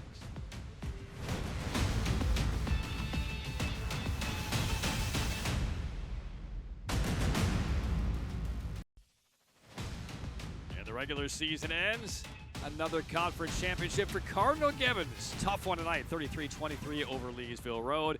Patrick Keenis, Jay Sohnhalter here. Faith Kane down with Cardinal Gibbons. Conference champs again with Stephen Wright, the head coach, and all the Crusaders. Faith?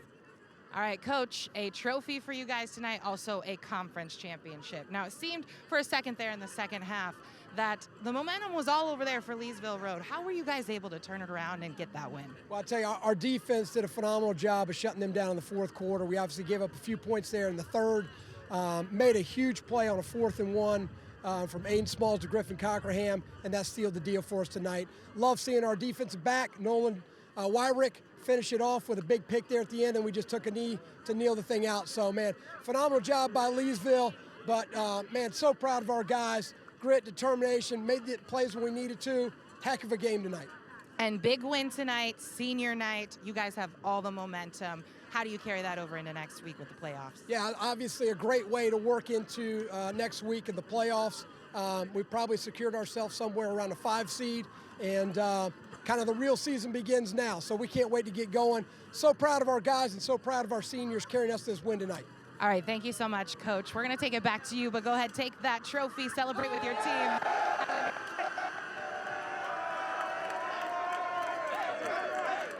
Well, for the Crusaders, they're hoping this is a dress rehearsal to another trophy they may be lifting here in early December. They take down the Cap 6 championship yet again with their 26th straight conference contest, 33-23.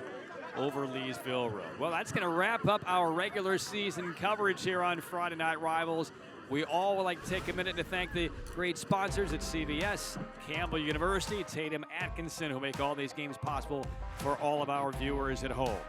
We would also like to thank the other great supporters for their contributions to our Friday Night Rivals telecast.